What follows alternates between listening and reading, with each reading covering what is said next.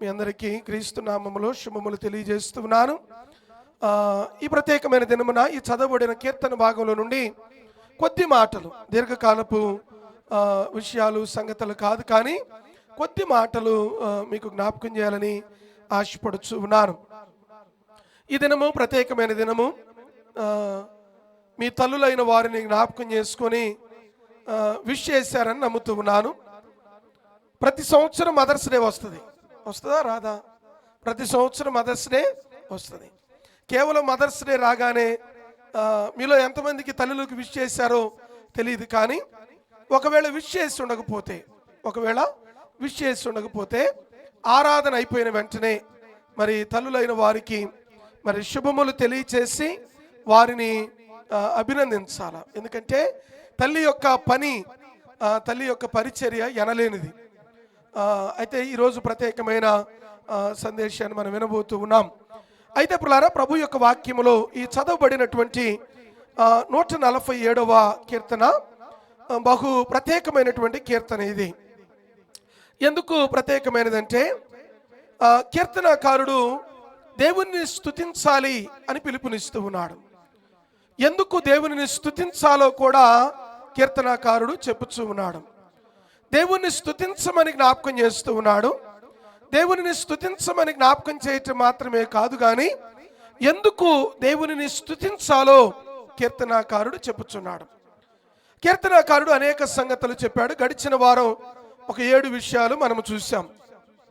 వాటిలో ప్రాముఖ్యంగా లేఖన భాగం అన్నీ ఇష్టమైనదే, బహుశ్రేష్టమైనది. కానీ దేవుని యొక్క వాక్యంలో జ్ఞాపకం చేస్తూ 2వ వచనం అంటాడు, యెహోవాయ యెరూషలేమును కట్టువాడు, చెదిరిన ఇశ్రాయేలులను ఏం చేస్తాడు? ఆయన పోగు చేసే దేవుడు ఆయన అని జ్ఞాపకం చేస్తూ ఉన్నాడు. దేవుడు ప్రియులారా చెదిరిపోయిన వారిని కట్టే దేవుడు ఆయన. చెదిరినటువంటి జీవితాలను కట్టే దేవుడు ఆయన.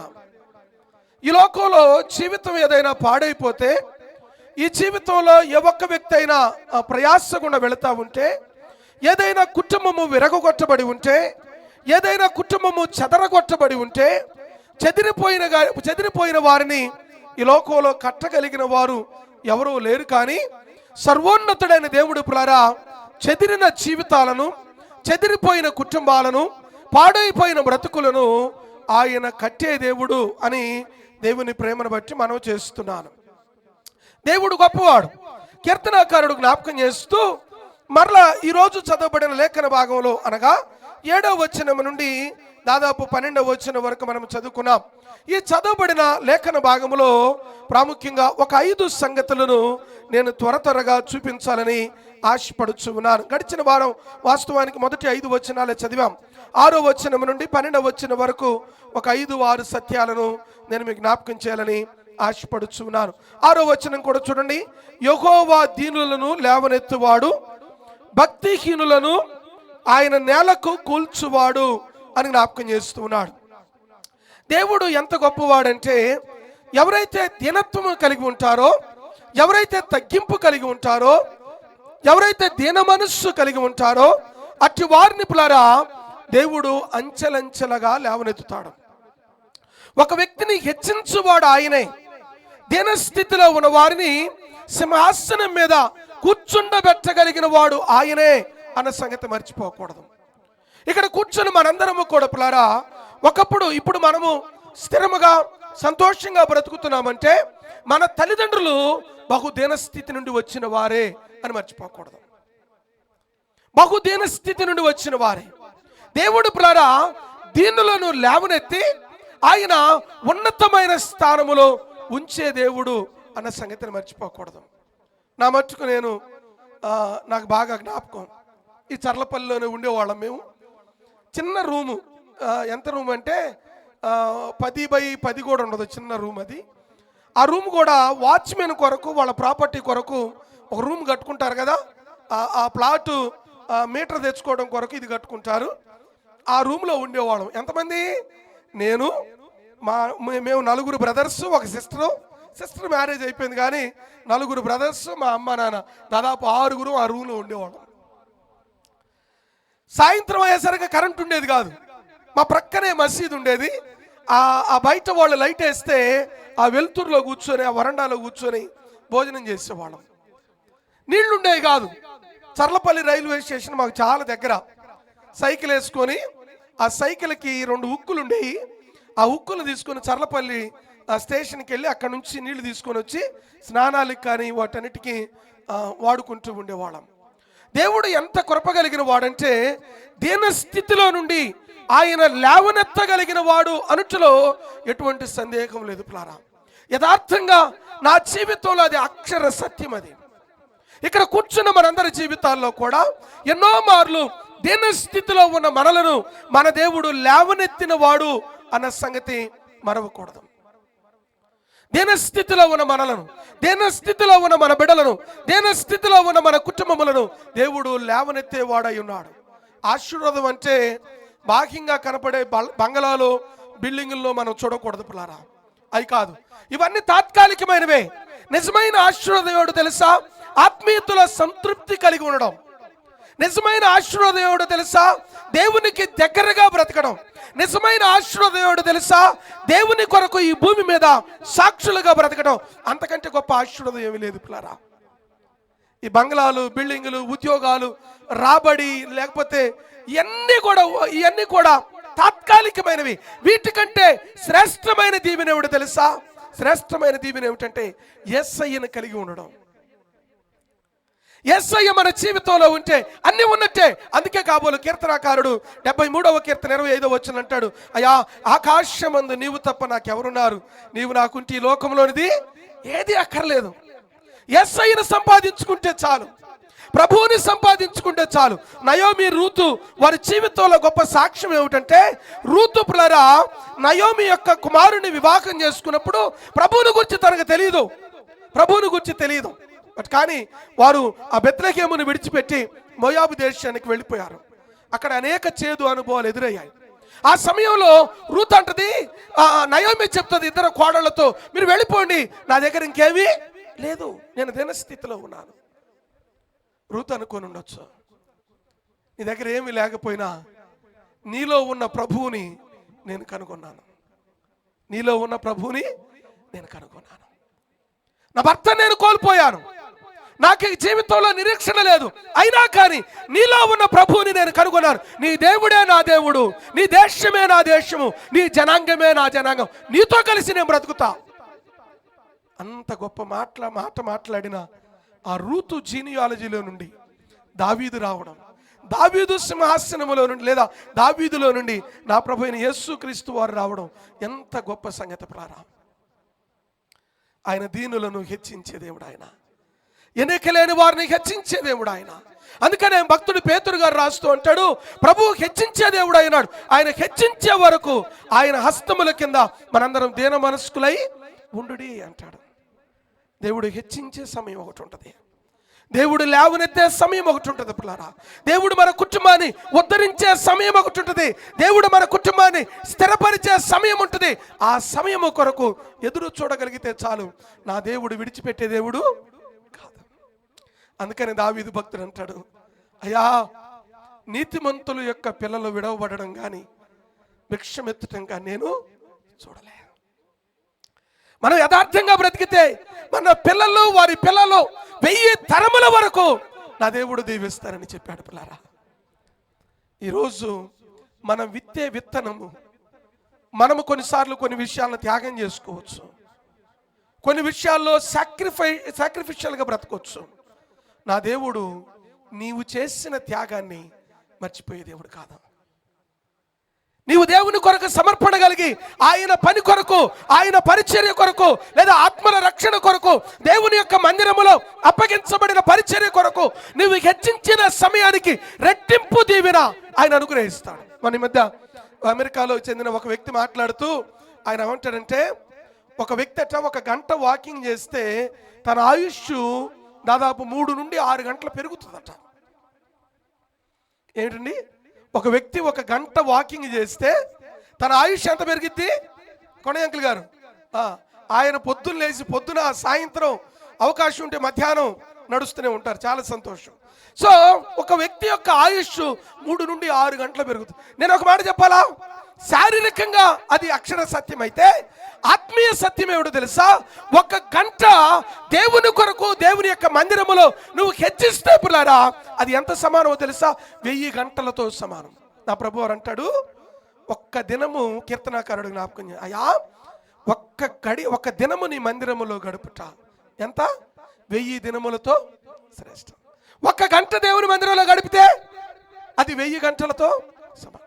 1 గంట దేవుని యొక్క పరిచర్యలో వాడబడితే అది దేవుడు లెక్కిస్తాడు, జీతమిస్తాడు అన్న సంగతి మర్చిపోకూడదు. సమయం అయిపోతుంది కాబట్టి నేను త్వరగా ఆ విషయాలను చూపిస్తాను. ఆయన దీనులను లేవనెత్తుతాడు. నెంబర్ 1 అది. నెంబర్ 2, కీర్తనాకారుడు 7వ వచనం అంటాడు, కృతజ్ఞతాస్తుతులతో యెహోవాను కీర్తించుడి. సితారాతో మన దేవుని కీర్తించాలి అని జ్ఞాపకం చేస్తున్నాడు. దేవునిని కొనియాడాలి అని జ్ఞాపకం చేస్తున్నాడు. కీర్తనాకారుడు పిల్లరా 7వ వచనం నుండి దాదాపు 11, 12వ వచనం వరకు దేవునిని స్తుతించాలి అని జ్ఞాపకం చేస్తున్నాడు. 7వ వచనములో కృతజ్ఞతాస్తుతులతో యెహోవాని కీర్తించాలి. దేవునిని ఎలా కీర్తించాలి? ఎలాగూ దేవుని స్తుతించాలంటే కృతజ్ఞతలతో. ఎలాగండి? కృతజ్ఞతలతో. ఒక కూడికి ఏదైనా ఉంటే లేదా ఆరాధన చేసే సమయంలో ప్రతి ఒక్క విశ్వాసి కేవలం ప్రభువు చేసిన మేలులను జ్ఞాపకం చేసుకొని కృతజ్ఞత చెల్లించాలి. గడిచిన వారమంతా దేవుడు భద్రపరిచాడు కదా, గడిచిన వారమంతా దేవుడు కృపనిచ్చాడు. ఎన్నో ప్రాంతాలకు ప్రయాణం చేశాం కదా, ఏ అపాయం రాకుండా దేవుడు భద్రపరచలేదా? క్షేమం ఇవ్వలేదా? మన కుటుంబాన్ని గురించి ఏ దుర్వార్త వినపడకుండా ఆయన కృప చూపించలేదా? ఆరోగ్యాన్ని ఇవ్వలేదా? ఎండల తీవ్రత ఎక్కువైపోయినప్పుడు దేవుడు తన కృపనివ్వలేదా? దేవుడు చేసిన మేలులని జ్ఞాపకం చేసుకొని కృతజ్ఞతాస్తుతులు చెల్లిస్తూ లేకపోతే కృతజ్ఞతతో ఆయనను స్తుతించాలి అని జ్ఞాపకం చేస్తున్నాడు. నెంబర్ 3, 3వ సత్యం 8వ వచనంలో చూడండి, ఆయనకి ఎలాగో కృతజ్ఞత చెల్లించాలో జ్ఞాపకం చేస్తున్నాడు. ఎందును బట్టి కృతజ్ఞత చెల్లించాలో జ్ఞాపకం చేస్తున్నాడు. 8వ వచనం, ఆయన ఆకాశమును మేఘముతో కప్పువాడు, భూమి కొరకు వర్షమును సిద్ధపరచువాడు, పర్వతముల మీద గట్టిని మొలిపించువాడు. దేవుడు పిల్లరా, వాటికి కావలసిన వాటిని దేవుడు అనుగ్రహించే దేవుడు. గడిచిన వారం మనము పీషోను అనే నదిని గురించి మనము ధ్యానం చేసుకున్నాం. పీషోను అనేది ధారాళంగా ప్రవహించేది. అది హవీలా దేశం గుండా ప్రవహిస్తూ ఉంది కదా. హవీలా దేశం అంతా ఇసుక భూమి పిల్లరా, బీడుబారిన భూమి. ఆ బీడుబారిన భూమిలో ఏది ప్రవహిస్తూ ఉంది? పీషోను అనేటువంటి దేవుని యొక్క వాక్యము అనేటువంటి ఆ నది ప్రవహిస్తూ ఉండగా అక్కడ ఏం దొరుకుతూ ఉంది? బంగారము దొరుకుతూ ఉంది అని జ్ఞాపకం చేస్తూ ఉన్నాడు. బంగారము పరిశుద్ధత గుర్తం. దేవుడు పిల్లరా ఆయా కాలములో ఆయా ప్రాంతములలో వారి అక్కరలను బట్టి వారి అవసరతలను బట్టి నా యేసయ్య అవసరతలను తీర్చే దేవుడు. కొన్నిసార్లు భర్త అవసరత ఏమిటో భార్యకి, భార్య అవసరత ఏమిటో భర్తకి, బిడ్డల అవసరత ఏమిటో తల్లిదండ్రులకి, తల్లిదండ్రుల ఒక్కరే ఏమిటో బిడ్డలకు తెలియకపోవచ్చు. బట్ కానీ నా దేవుడు సమస్తమును ఎరిగినవాడు అని మర్చిపోవద్దు. ఆయన సమస్తమును ఆయన సిద్ధపరిచే దేవుడై ఉన్నాడు. 9వ వచనం, పశువులకును అరుచు పిల్ల కాకులకును ఆయన ఆహారము ఇచ్చువాడు. God is a provider. దేవుడు సమస్తమును సమకూర్చేవాడు. ఎప్పుడైనా నీవు కొంచెం డౌన్గా అనిపించినప్పుడు, ఎప్పుడైనా దిగులుగా అనిపించినప్పుడు దేవుని యొక్క వాక్యాన్ని మత్తయి సువార్త 6వ అధ్యాయం నుంచి తీసి చదివితే నీవు ఎంతగానో బలపరచబడతావు. ప్రభువారు ఆ చివరి వచనాల్లో రాస్తూ అంటాడు, ఇదిగో ఆకాశ పక్షులను చూడుడి, అవి విత్తవు అయినా కానీ పరలోకమందున్న తండ్రి వాటిని పోషించుచున్నాడు అని జ్ఞాపకం చేస్తున్నాడు. ప్రియ దేవుని పిల్లలారా, ఈ ప్రత్యేకమైన దినమున మన దేవుడు ఆహారమునిచ్చే దేవుడు, పోషించే దేవుడు. దిగులు పడనక్కర్లేదు. ఎలాగ పోషించబడతాం, బిడ్డల భవిష్యత్తు ఎలాగా, మన జీవితాలు ఎలాగా, రేపటి పరిస్థితి ఎలాగా అని ఆందోళన చెందనక్కర్లేదు. నా దేవుడు సమృద్ధినిచ్చే దేవుడు, ఆయన పోషించే దేవుడని మర్చిపోకూడదు. 10, 11 వచనాలలో దేవుడు దేనిని బట్టి సంతోషించడో దేనిని బట్టి సంతోషిస్తాడో జ్ఞాపకం చేస్తున్నాడు. 10వ వచనం చూడండి, గుర్రముల బలము యందు ఆయన సంతోషించడు, నరులు కాలి సత్తువు యందు ఆయన ఆనందించడు. 11వ వచనం, తన యందు భయభక్తుల గల వారి యందు ఆయన కృప కొరకు కనిపెట్టు వారి యందు యెహోవా ఆనందించుచున్నాడు. దేవుడు దేని యందు ఆనందించడంటే గుర్రముల బలమును బట్టో, ఒక వ్యక్తి బలమును బట్టో, శక్తిని బట్టో, ధనమును బట్టో దేవుడు ఆనందించడు. అలాగని దేవునికి సంతోషం ఉన్నదని కాదు నా ఉద్దేశం. దేవుడు దానిని బట్టి అతిశయించడు. ఎవరిని బట్టి దేవుడు అతిశయిస్తాడంటే తన యందు భయభక్తులు కలిగి దేవుని కృప కొరకు కనిపెట్టువారు ఎవరైతే ఉన్నారు. దేవా నీ కృప చాలు ప్రభువా, నీ కృప ఉంటే నాకు చాలు. ఈ లోకంలో ఏమున్నా లేకపోయినా, పరిస్థితులు ఎలా ఉన్నా, స్థితిగతులు ఎలా ఉన్నా, నీ కృప ఉంటే నాకు చాలు అనుకున్న వారి పట్ల ఆయన ఆనందిస్తాడు అని జ్ఞాపకం చేస్తున్నాడు. చివరిగా 12వ వచనంలో జ్ఞాపకం చేస్తూ, యెరూషలేమా యెహోవాను కొనియాడము, సియోను నీ దేవుని కొనియాడము. ఈ ప్రత్యేకమైన సమయంలో కీర్తనాకారుడు యెరూషలేముతో మాట్లాడుతున్నాడు, దేవుని పట్టణముతో మాట్లాడుతూ ఉన్నాడు, దేవునిని కొనియాడమని. ఈరోజు ప్రియ దేవుని జనాంగమా, మనందరము కలిసి దేవునిని కొనియాడదామా? దేవుని నామాన్ని ఘనపరుద్దామా? దేవుని యొక్క ఔన్నత్యాన్ని జ్ఞాపకం చేసుకుందాం. గడిచిన కాలం అంతా ఆయన చూపిన కృపను జ్ఞాపకం చేసుకుందాం. ఆయన చేసిన మేలును జ్ఞాపకం చేసుకొని కృతజ్ఞత చెల్లిద్దాం. దేవునికి కృతజ్ఞత చెల్లించడం అంటే దేవునికి చాలా ఇష్టం. లేకపోతే దేవుడు అంగీకరిస్తాడు మన కృతజ్ఞతని. పిల్లరా, ఆత్మీయ పిల్లలముగా ప్రభు సన్నిధిలో కూడి మనందరం, దేవా నువ్వు చేసిన మేలులను బట్టి నీకు వందనాలని అందరం లేచి నిలబడి ప్రభువునికి కృతజ్ఞత చెల్లిద్దాం. దేవుని కొద్ది నిమిషాలు మనము ఆరాధన చేద్దాం.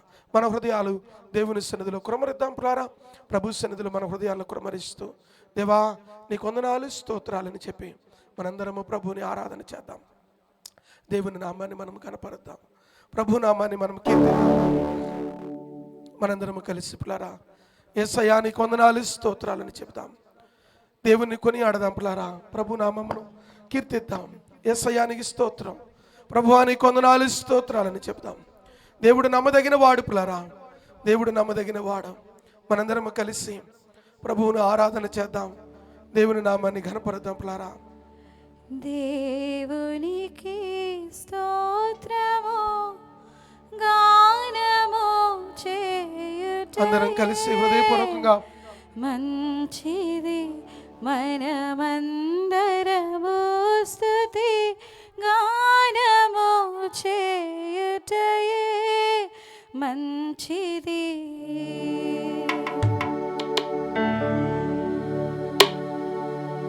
అందరం కలిసి హృదయపూర్వకంగా ప్రభువుని ఆరాధన చేద్దాం పిల్లరా.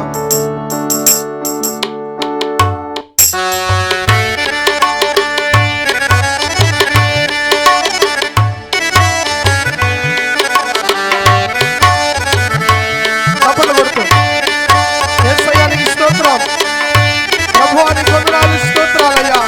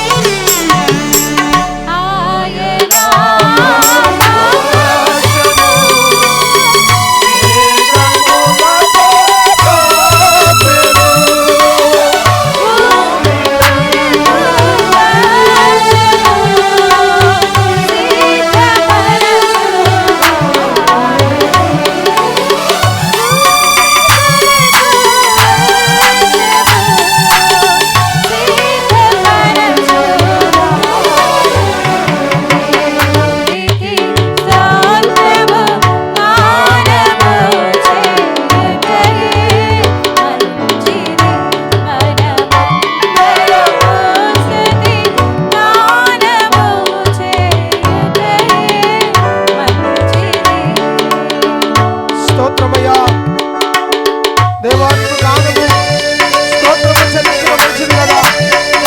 ప్రభువానికే స్తోత్రం.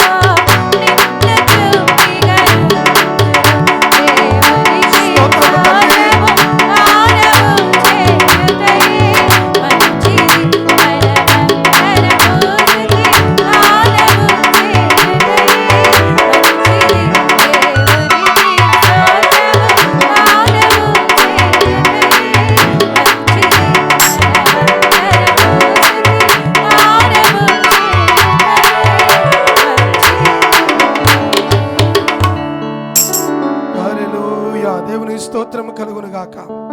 క్రీస్తునందు ప్రియులారా, మనందరము దేవునికి స్తోత్రము గానము చేయటం మంచిది. ఆయన ఉన్నతమైన దేవుడు ప్రియులారా. ఆయన సింహాసనాసీనుడై ఉన్నాడు. ఆయన నిన్న నేడు ఏకరీతిగా ఉన్నవాడు. గుండె చెదిరిన వారిని బాగు చేసేవాడు. కాబట్టి మనందరము కలిసి నిండు మనసుతో హృదయపూర్వకముగా దేవునికి కృతజ్ఞతాస్తుతులు చెల్లిద్దాం. మనందరం వ్యక్తిగతంగా ప్రభువుకి కృతజ్ఞత చెల్లిస్తూ ఉండగా మన మధ్యలో ఉన్నటువంటి ప్రియులు బ్రదర్ కాశీ గారు ముందుకు వచ్చి ప్రభు సన్నిధిలో కృతజ్ఞతాస్తుతులు చెల్లించవలసిందిగా దేవుని ప్రేమను బట్టి మనం చేస్తున్నాను. మిగిలిన వారందరము కూడా హృదయపూర్వకంగా ప్రియులారా మన హృదయాలను ఆయన సన్నిధిలో కృమరిస్తూ దేవానికి వందనాలు స్తోత్రాలని ప్రభువానికి కృతజ్ఞత చెల్లిస్తూ ఆయన మేలును జ్ఞాపకం చేసుకుంటూ ఆయనకి కృతజ్ఞత చెల్లిస్తూ ప్రభువానికి స్తోత్రమని దేవానికి వందనాలు కృతజ్ఞతాస్తుతులని యేసయ్య నామాన్ని కనపరుస్తూ మనందరం ముందుకు వెళదాం. పరిశుద్ధుడైన యేసయ్య, కృపగలిగిన రాజా, మీకు పరిశుద్ధ నామానికి వందనాలు స్తోత్రాలు చెల్లిస్తూ ఉన్నాం. దేవా, ఈ యొక్క ఉదయకాల సమయంలో నీ సన్నిధిలోనైనా మమ్మల్ని అందరినీ సమకూర్చినందుకు మీకు వందనాలు. ప్రత్యేకంగా తండ్రి, మీరు మా పట్ల కలిగి ఉన్న ప్రేమను బట్టి నాయనా, మా పట్ల కలిగి ఉన్న తండ్రి అయా మీ యొక్క ప్రణాళికలను బట్టి మీకు వందనాలు చెల్లిస్తూ ఉన్నాం. యేసయ్య, మీరు విడువని దేవుడవు, ఎడబాయని దేవుడవు, ప్రేమించే దేవుడవు, కృప చూపే దేవుడవు. అందును బట్టి మీకు వందనాలు చెల్లిస్తూ ఉన్నాం. అవును తండ్రి, అరచుపిల్ల కాకులకు తండ్రి ఆహారం దయచేసే వాడవు. ఆకాశంలో తండ్రి మేఘాలను సిద్ధపరిచి వర్షము కలుగు చేయవాడవు. స్తోత్రము మీకు తండ్రి. వందనాలు నాయన, మీకు స్తోత్రాలు. అవును తండ్రి, మీ యొక్క ఔన్నత్యాన్ని తండ్రి, మీ యొక్క గొప్పతనాన్ని మేము జ్ఞాపకం చేసుకుంటున్నప్పుడు తండ్రి, మా తలంపులకు కూడా నాయన, మా ఊహలకు కూడా అవి అందవు. అంత గొప్ప దేవా, మీకు వందనాలు స్తోత్రము చెల్లిస్తూ తండ్రి. ఉన్నాం, మీకు స్తోత్రాలు చెల్లిస్తూ ఉన్నాం. దేవా నాయన, గడిచిన వరమంతా మీకు కృపలో మమ్మల్ని భద్రపరిచారు, సజీవులుగా నాయన మమ్మల్ని నింపారు, మీకు మాటలతో బలపరుస్తూ నడిపిస్తూ ఉన్నారు. అందును బట్టి మీకు వందనాలు, స్తోత్రాలు నాయన. స్తోత్రం స్తోత్రం. నాయన, ఈ సమయంలో చేరిన మమ్మల్ని అందరినీ పాసిందిలో జ్ఞాపకం చేసుకుంటా ఉన్నాం. దేవా, మా యొక్క హృదయాలోచనలు ఎరిగిన దేవుడవు, ప్రతి ఒక్క హృదయము తండ్రి కృతజ్ఞతలతోనూ నైనా స్తుతులతోనూ నిండిపోయి మిమ్మల్ని ఆరాధిస్తూ ఉన్నారు. ఆరాధనల మధ్యనైనా మీరు సింహాసనాసీనుడు అయి తండ్రి మా యొక్క ఆరాధనను అంగీకరించమని వేడుకుంటూ ఉన్నాం. ఆమేన్. యేసయ్యా, మీకు వందనాలు చెల్లిస్తూ ఉన్నాం, మీకు స్తోత్రాలు చెల్లిస్తూ ఉన్నాం. దేవా, కేవలము తండ్రి మీ పైన కృతజ్ఞతలు కలిగి ఆరాధన కలిగి కాదు కానీ నాయన, అయా నిండు మనసుతో నాయన మిమ్మల్ని స్తోత్రమయ్యా. వెంబడించే వారంగా తండ్రి నాయన, మీ యొక్క అడుగు జాడల్లో తండ్రి మేము నడిచే బిడ్డలంగా తండ్రి మమ్మల్ని స్థిరపరిచి బలపరిచి ముందుకు కొనసాగింప చేయమని ప్రార్థిస్తూ ఉన్నాం.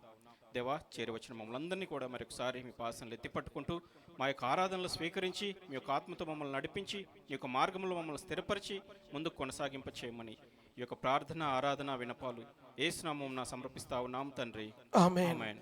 మహోన్నతుడైన తండ్రి, మహిమగల మా రాజా, పరిశుద్ధుడైన దేవా, నీ కొందనాలు కృతజ్ఞతాస్తుతులు చెల్లిస్తున్నాను. నీ ప్రేమను బట్టి మీ కొందనాలు, స్తోత్రాలు. మీ దయారసమును బట్టి మీకు స్తోత్రము చెల్లిస్తున్నాను. నాయన, నిన్న నేడు ఏకరీతిగా ఉన్న దేవుడవు. కాలములు మారినా, తరములు మారినా, పరిస్థితులు మారినా, మనుష్యులు మారినా నువ్వు మారని దేవుడవు తండ్రి. నీ మాటలు మారనివి. ఆకాశము భూమి గతించిన నా మాటలలో ఒక్కటైనను గతించిపోదని చెప్పిన దేవా, నీకు స్తోత్రమయ్యా. తండ్రి, మీరిచ్చిన సంఘమును బట్టి మీకు కృతజ్ఞత చెల్లిస్తున్నాను. సంఘములో మీరిచ్చిన కుటుంబములను బట్టి మీకు వందనాలు, స్తోత్రాలు. నాయన, కుటుంబములలో మీరు చేస్తున్న మేలులను బట్టి మీకు వందనాలు, స్తోత్రాలయ్యా. వారి బిడ్డల జీవితాల్లో నాయన, ఇదిగో తండ్రి, వారి ఉద్యోగ జీవితాల్లో ప్రభువా, వారి యొక్క వైవాహిక దాంపత్య జీవితాల్లో మీరు చేస్తున్న అద్భుత కార్యములను బట్టి మీకు వందనాలు, స్తోత్రాలు తండ్రి. గడిచిన వారమంతా బిడ్డలను మమ్మల్ని అందరినీ భద్రపరిచి నాయన మరొక పునరుద్ధాన ఆదివారమునిచ్చి నీ సన్నిధిలో నిన్ను ఆరాధించడానికి, నీ సన్నిధిలో నిన్ను ఘనపరచడానికి మీరు మాకిచ్చిన ఈ గొప్ప తరుణమును బట్టి మీకు వందనాలు, స్తోత్రాలు.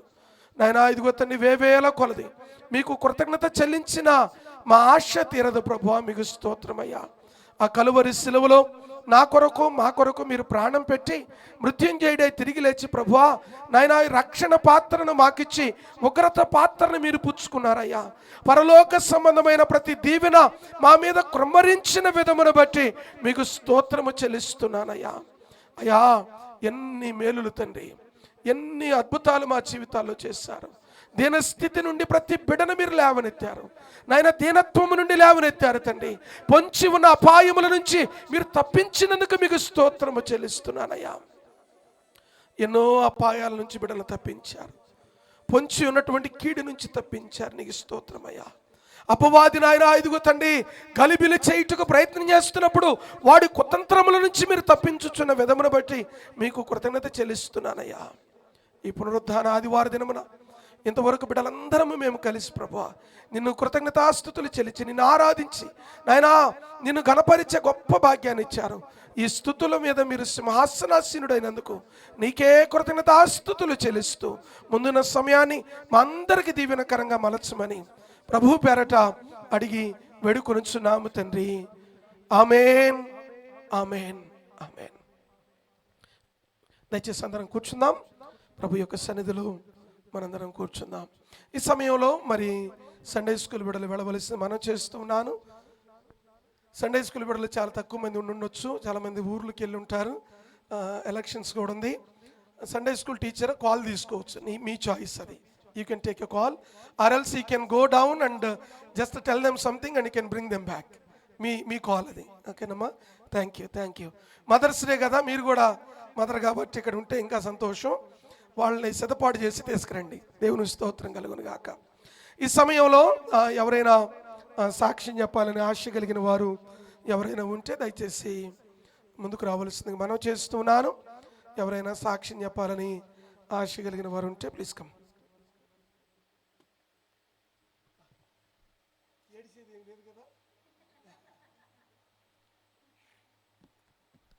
దేవుని నామానికి స్తోత్రాలు. మరి ఈ సాక్ష్యం నేను చాలా రోజుల నుండి చెప్దాం అనుకుంటున్నాను. అంటే ఇట్ ఈస్ లైక్ చాలా మంత్స్ నుండి నేను చెప్దాము అనుకుంటూ ఎవ్రీ వీక్ ఎవరో ఒకరు చెప్తారు అని, ఒక్కోసారి పాస్టర్ గారు టైం అయిపోతుంది అన్నప్పుడు నేనే టైం కిల్ చేయకూడదు అనేసి అలా ఇట్ వాస్ గోయింగ్ బ్యాక్. కానీ దేవుని నామానికి స్తోత్రాలు. దేవాతి దేవుడు నాకు ఈ సమయం ఇచ్చినందుకు దేవుని ఎంతగానో కృతజ్ఞత చెల్లిస్తున్నాను. మరి ఈ సంఘంలో ఉన్న ప్రతి ఒక్క తల్లులకు హ్యాపీ మదర్స్ డే, మాతృమూర్తులందరికీ. And I always remember mother అంటే నాకు మా అమ్మమ్మ, మా మమ్మీ, ఎక్కువ అమ్మమ్మతో పెరిగా నేను. సో అందుకనేసే మేబీ ఎక్కువ పెద్దవాళ్ళతో ఉండడం అలా అలవాటు అయిపోయింది నాకు చిన్నప్పటి నుండి అనమాట. I just mingle. ఎంత నాకంటే ఆంటీస్ ఉన్నా ఎవరున్నా వాళ్ళు నాకు ఫ్రెండ్స్ అయిపోతారు. Because of my grand mother. ఎక్కువ హాలిడేస్ వచ్చినా ఏదొచ్చినా she use to be with me. తను నాతో ఉండేది. తనని నేను చూసి నేర్చుకున్నాను, మా అమ్మని చూసి నేర్చుకున్నాను. ఈ మదర్స్ డే రోజు ఐ కాంట్ ఫర్గెట్ దెమ్. ఎందుకంటే ఈరోజు నాలో ఈ విశ్వాసం నింపిన నా తల్లి, నా అమ్మమ్మ ఇద్దరు కారణమే.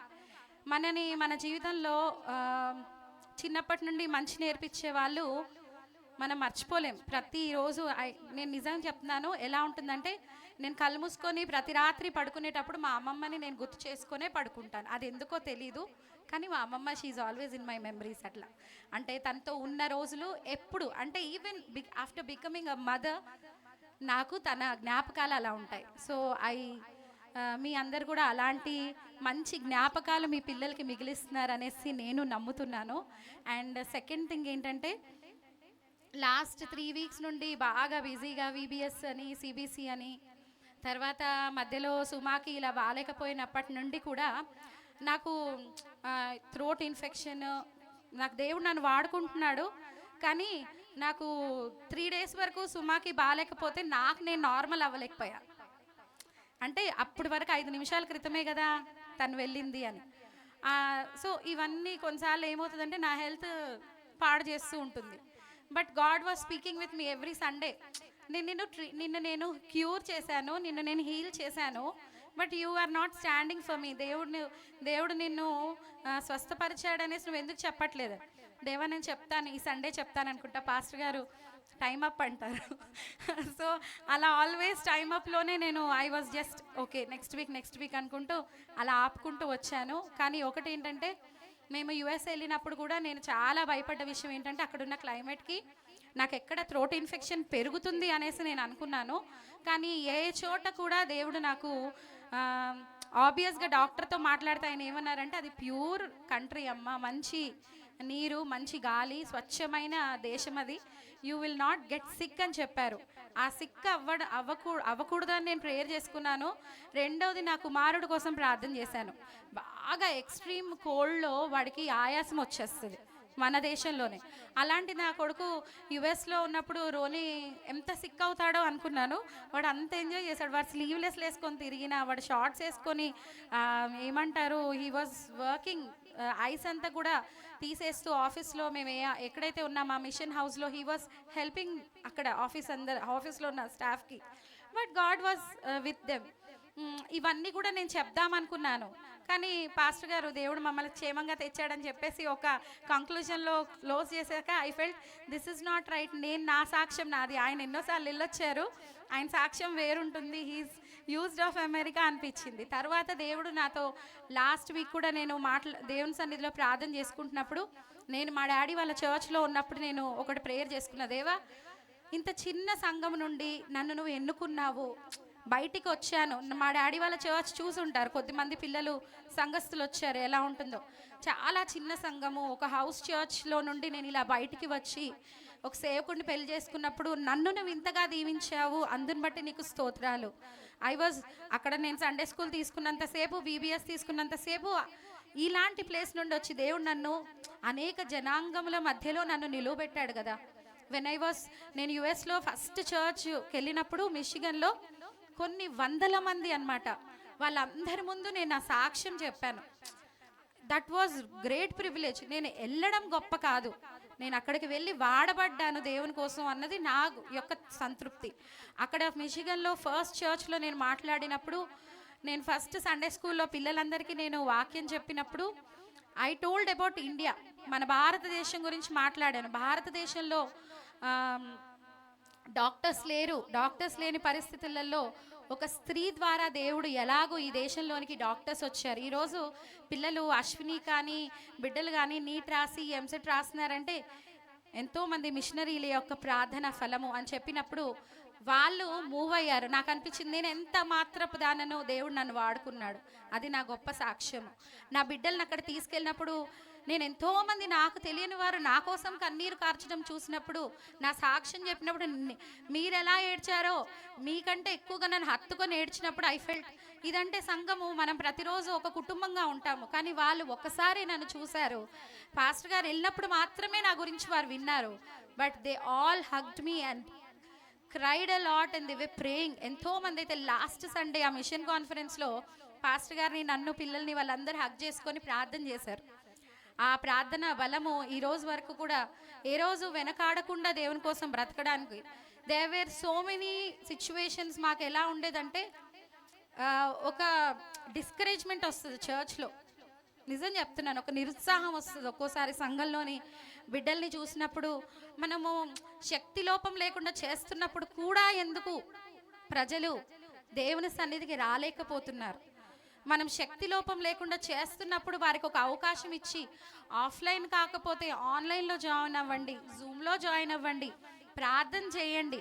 అనానుకూలతలో కూడా అనుకూలత కలిగించినప్పుడు ప్రజలు దేవుని వైపుకి మరలనప్పుడు వారికి కలిగే శ్రమ చూసి, అయ్యో వీళ్ళు దేవునికి దూరస్తులుగా ఉండే కదా చాలాసార్లు వీరు ఎన్నో శోధనలో పడుతున్నారని మేము కన్నీరు కారుస్తున్నాం. కానీ సంఘంలో ఎందుకు బట్టి దేవుడు ఈ యొక్క ఉజ్జీవం తీసుకురావట్లేదని అనేక సార్లు మేము, పాస్టర్ గారు ఎన్నోసార్లు డిస్కరేజ్ అయిపోతూ ఉంటారు. బట్ మాకున్న బలం ఏంటంటే, ఇన్ని చేసిన దేవుడు ఇది చేయడా? ఇంత చేసిన దేవుడు ప్రజల్లో ఉజ్జీవం తీసుకురాడా? మేబీ రీజన్స్ ఉండొచ్చు. అందరికీ ప్రతి ఒక్కరితో మాట్లాడితే ప్రతి ఒక్కరికి దేవుని సన్నిధికి రాలేకపోవడానికి ఒక కారణం ఉంటుంది. కానీ మనం బ్రతికి ఉన్నామన్నది ఒక కారణం కదా. ఈరోజు నా స్వరము నేను వాడినా వాడకపోయినా దేవుని సన్నిధిలో ఆరాధన ఆగదు. కానీ నా ఉద్దేశం ఏంటంటే, నేను వాడబడకపోతే నేను తుప్పు పట్టిపోతానని ఆ భయం. నా థ్రోట్ ఇన్ఫెక్షన్లో చాలాసార్లు doctors told me not to sing, పాడొద్దని చెప్పారు. కానీ నేను పాడతాను. నేను చచ్చిపోతానేమో పాడకపోతే అనిపిస్తుంది ఒక్కొక్క సండే. అలాంటి పరిస్థితులలో నా యొక్క ప్రతి ఒక్క ప్రార్థన దేవుడు సన్నిధిలో ఆయన ఆలకిస్తూ వచ్చు. చాలా పెద్ద సాక్ష్యం ఏంటంటే, బీయింగ్ అ మదర్. నా పిల్లల కంటే ఎక్కువగా ఈ సంఘంలో ఒక తల్లిగా, ఒక ఆత్మీయ తల్లిగా దేవుడు నన్ను నిలవబెట్టినప్పుడు నాకు అనిపిస్తుంది, దేవా ఇంతటి భాగ్యము నాకు ఇచ్చావు, యామ్ ఐ రియలీ వర్ది అనిపిస్తుంది. కానీ ఆల్వేస్ గాడ్ ఈజ్ ఎంకరేజింగ్. దేవుడు నన్ను ఎప్పుడు కూడా ఆయన వాక్యం చేత నన్ను ఆదరిస్తూ వచ్చాడు. కాబట్టి ఇది నా సాక్ష్యం ఏంటంటే, దేవుడు మమ్మల్ని యుఎస్ తీసుకెళ్ళి వచ్చిన తర్వాత కూడా దేవుడు నన్ను ఏ రోజు ఒక్క రోజు కూడా రెస్ట్ లేదు మాకు. నిజం చెప్తున్నాను, మేము ఇండియా వచ్చిన రోజు నుండి ఈ రోజు వరకు కూడా పాస్టర్ గారితో మొన్న ఒక్కరోజు చెప్పానేమో, ఈ ఒక్కరోజే అనుకుంటా I took rest. I slept for ఒక ½ అన్ అవర్ ఎక్స్ట్రా పడుకున్నాను. అంత బిజీగా దేవుని పని చేస్తున్నప్పుడు దేవుడు మమ్మల్ని ఇంకా ప్రతి దినం ఎవ్రీడే, మీరు అనుకుంటారేమో ప్రతి దినము కూడా మేము సంఘం కోసము, సంఘంలోని బిడ్డల కోసం మాత్రమే మేము ఆలోచిస్తాం. యూ కెన్ అండర్స్టాండ్, నేను ఒక్కరోజు మాత్రమే ఎక్స్ట్రా పడుకున్నానంటే యూ కెన్ అండర్స్టాండ్ మేము ఎంతగా దేవుని కోసం పనిచేస్తూ పరిగెత్తుతున్నామో. మా కోసం ప్రార్థించండి.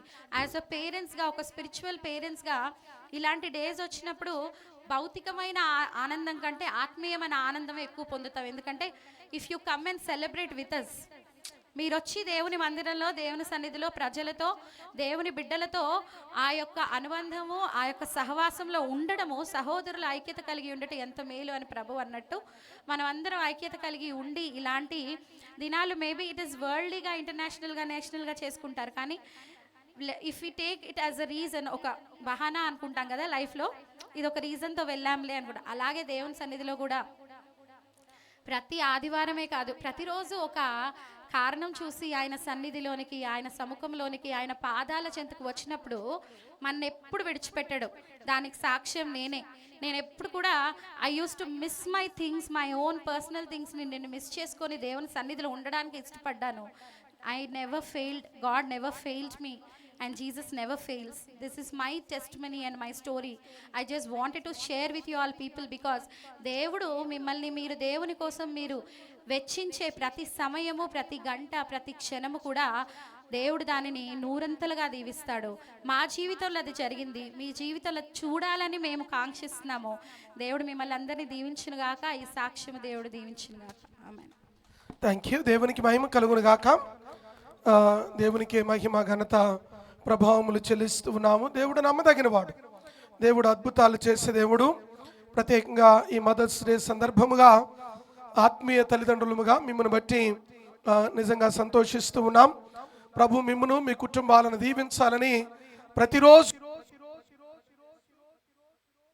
సన్నిధిలో కనిపెట్టే వారిలో మేము ఒకరము అన్న సంగతిని మరువకూడదని దేవుని ప్రేమను బట్టి మనవి చేస్తూ ఉన్నాం.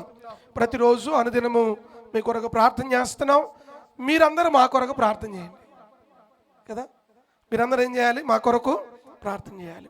ప్రతిరోజు లేచినప్పుడు సాతాను మిమ్మల్ని ముందు అటాక్ చేయటం కంటే ముందు ఎవరిని చేస్తాడు? చెప్పాలా? సంఘాన్ని సేవకుడిని కనుక అటాక్ చేస్తే సంఘం కుప్పకూలిపోద్ది. కాబట్టి సేవకుడు టార్గెట్గా ఉంటాడు.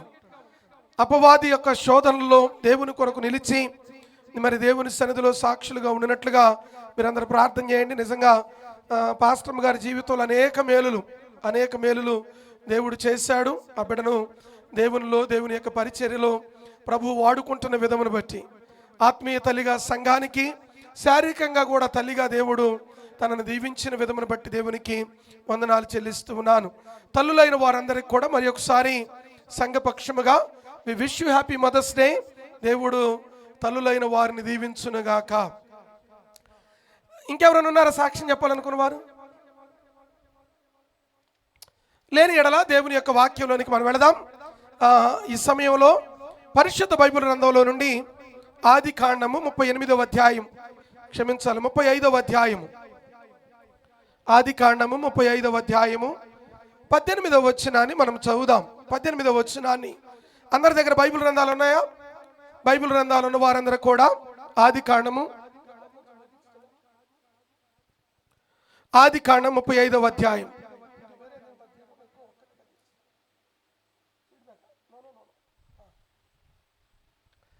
ఆది కాండము 35వ అధ్యాయము 18వ వచనం. ఆమె మృతి పొందెను, ప్రాణము పోవుచుండగా ఆమె అతనికి పేరు బెనోని అనెను. అతని తండ్రి అతనికి బెన్యామీను అను పేరు పెట్టెను. దేవుడి మాటను మన వినికిడిలో దీవించును గాక.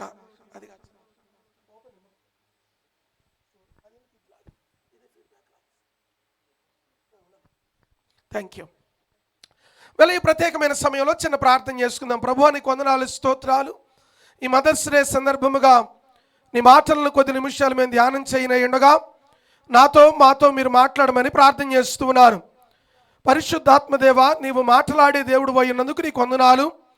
ప్రతి ఒక్క మాట నీ ఆత్మతో పొదగమని ప్రార్థన చేస్తూ ఉన్నాను. శక్తివంతమైనటువంటి, బలమైనటువంటి నాయన అగ్ని వంటి నీ మాటలు నాయన ఇక్కడ నుండి వెల్లడిపరచబడి మా జీవితాలు నీ వాక్యము చేత సరిదిద్దబడుటకు, నీ వాక్యము చేత నేను కట్టబడుటకు మీ కృపనిమ్మని ప్రార్థన చేస్తూ ఉన్నాను.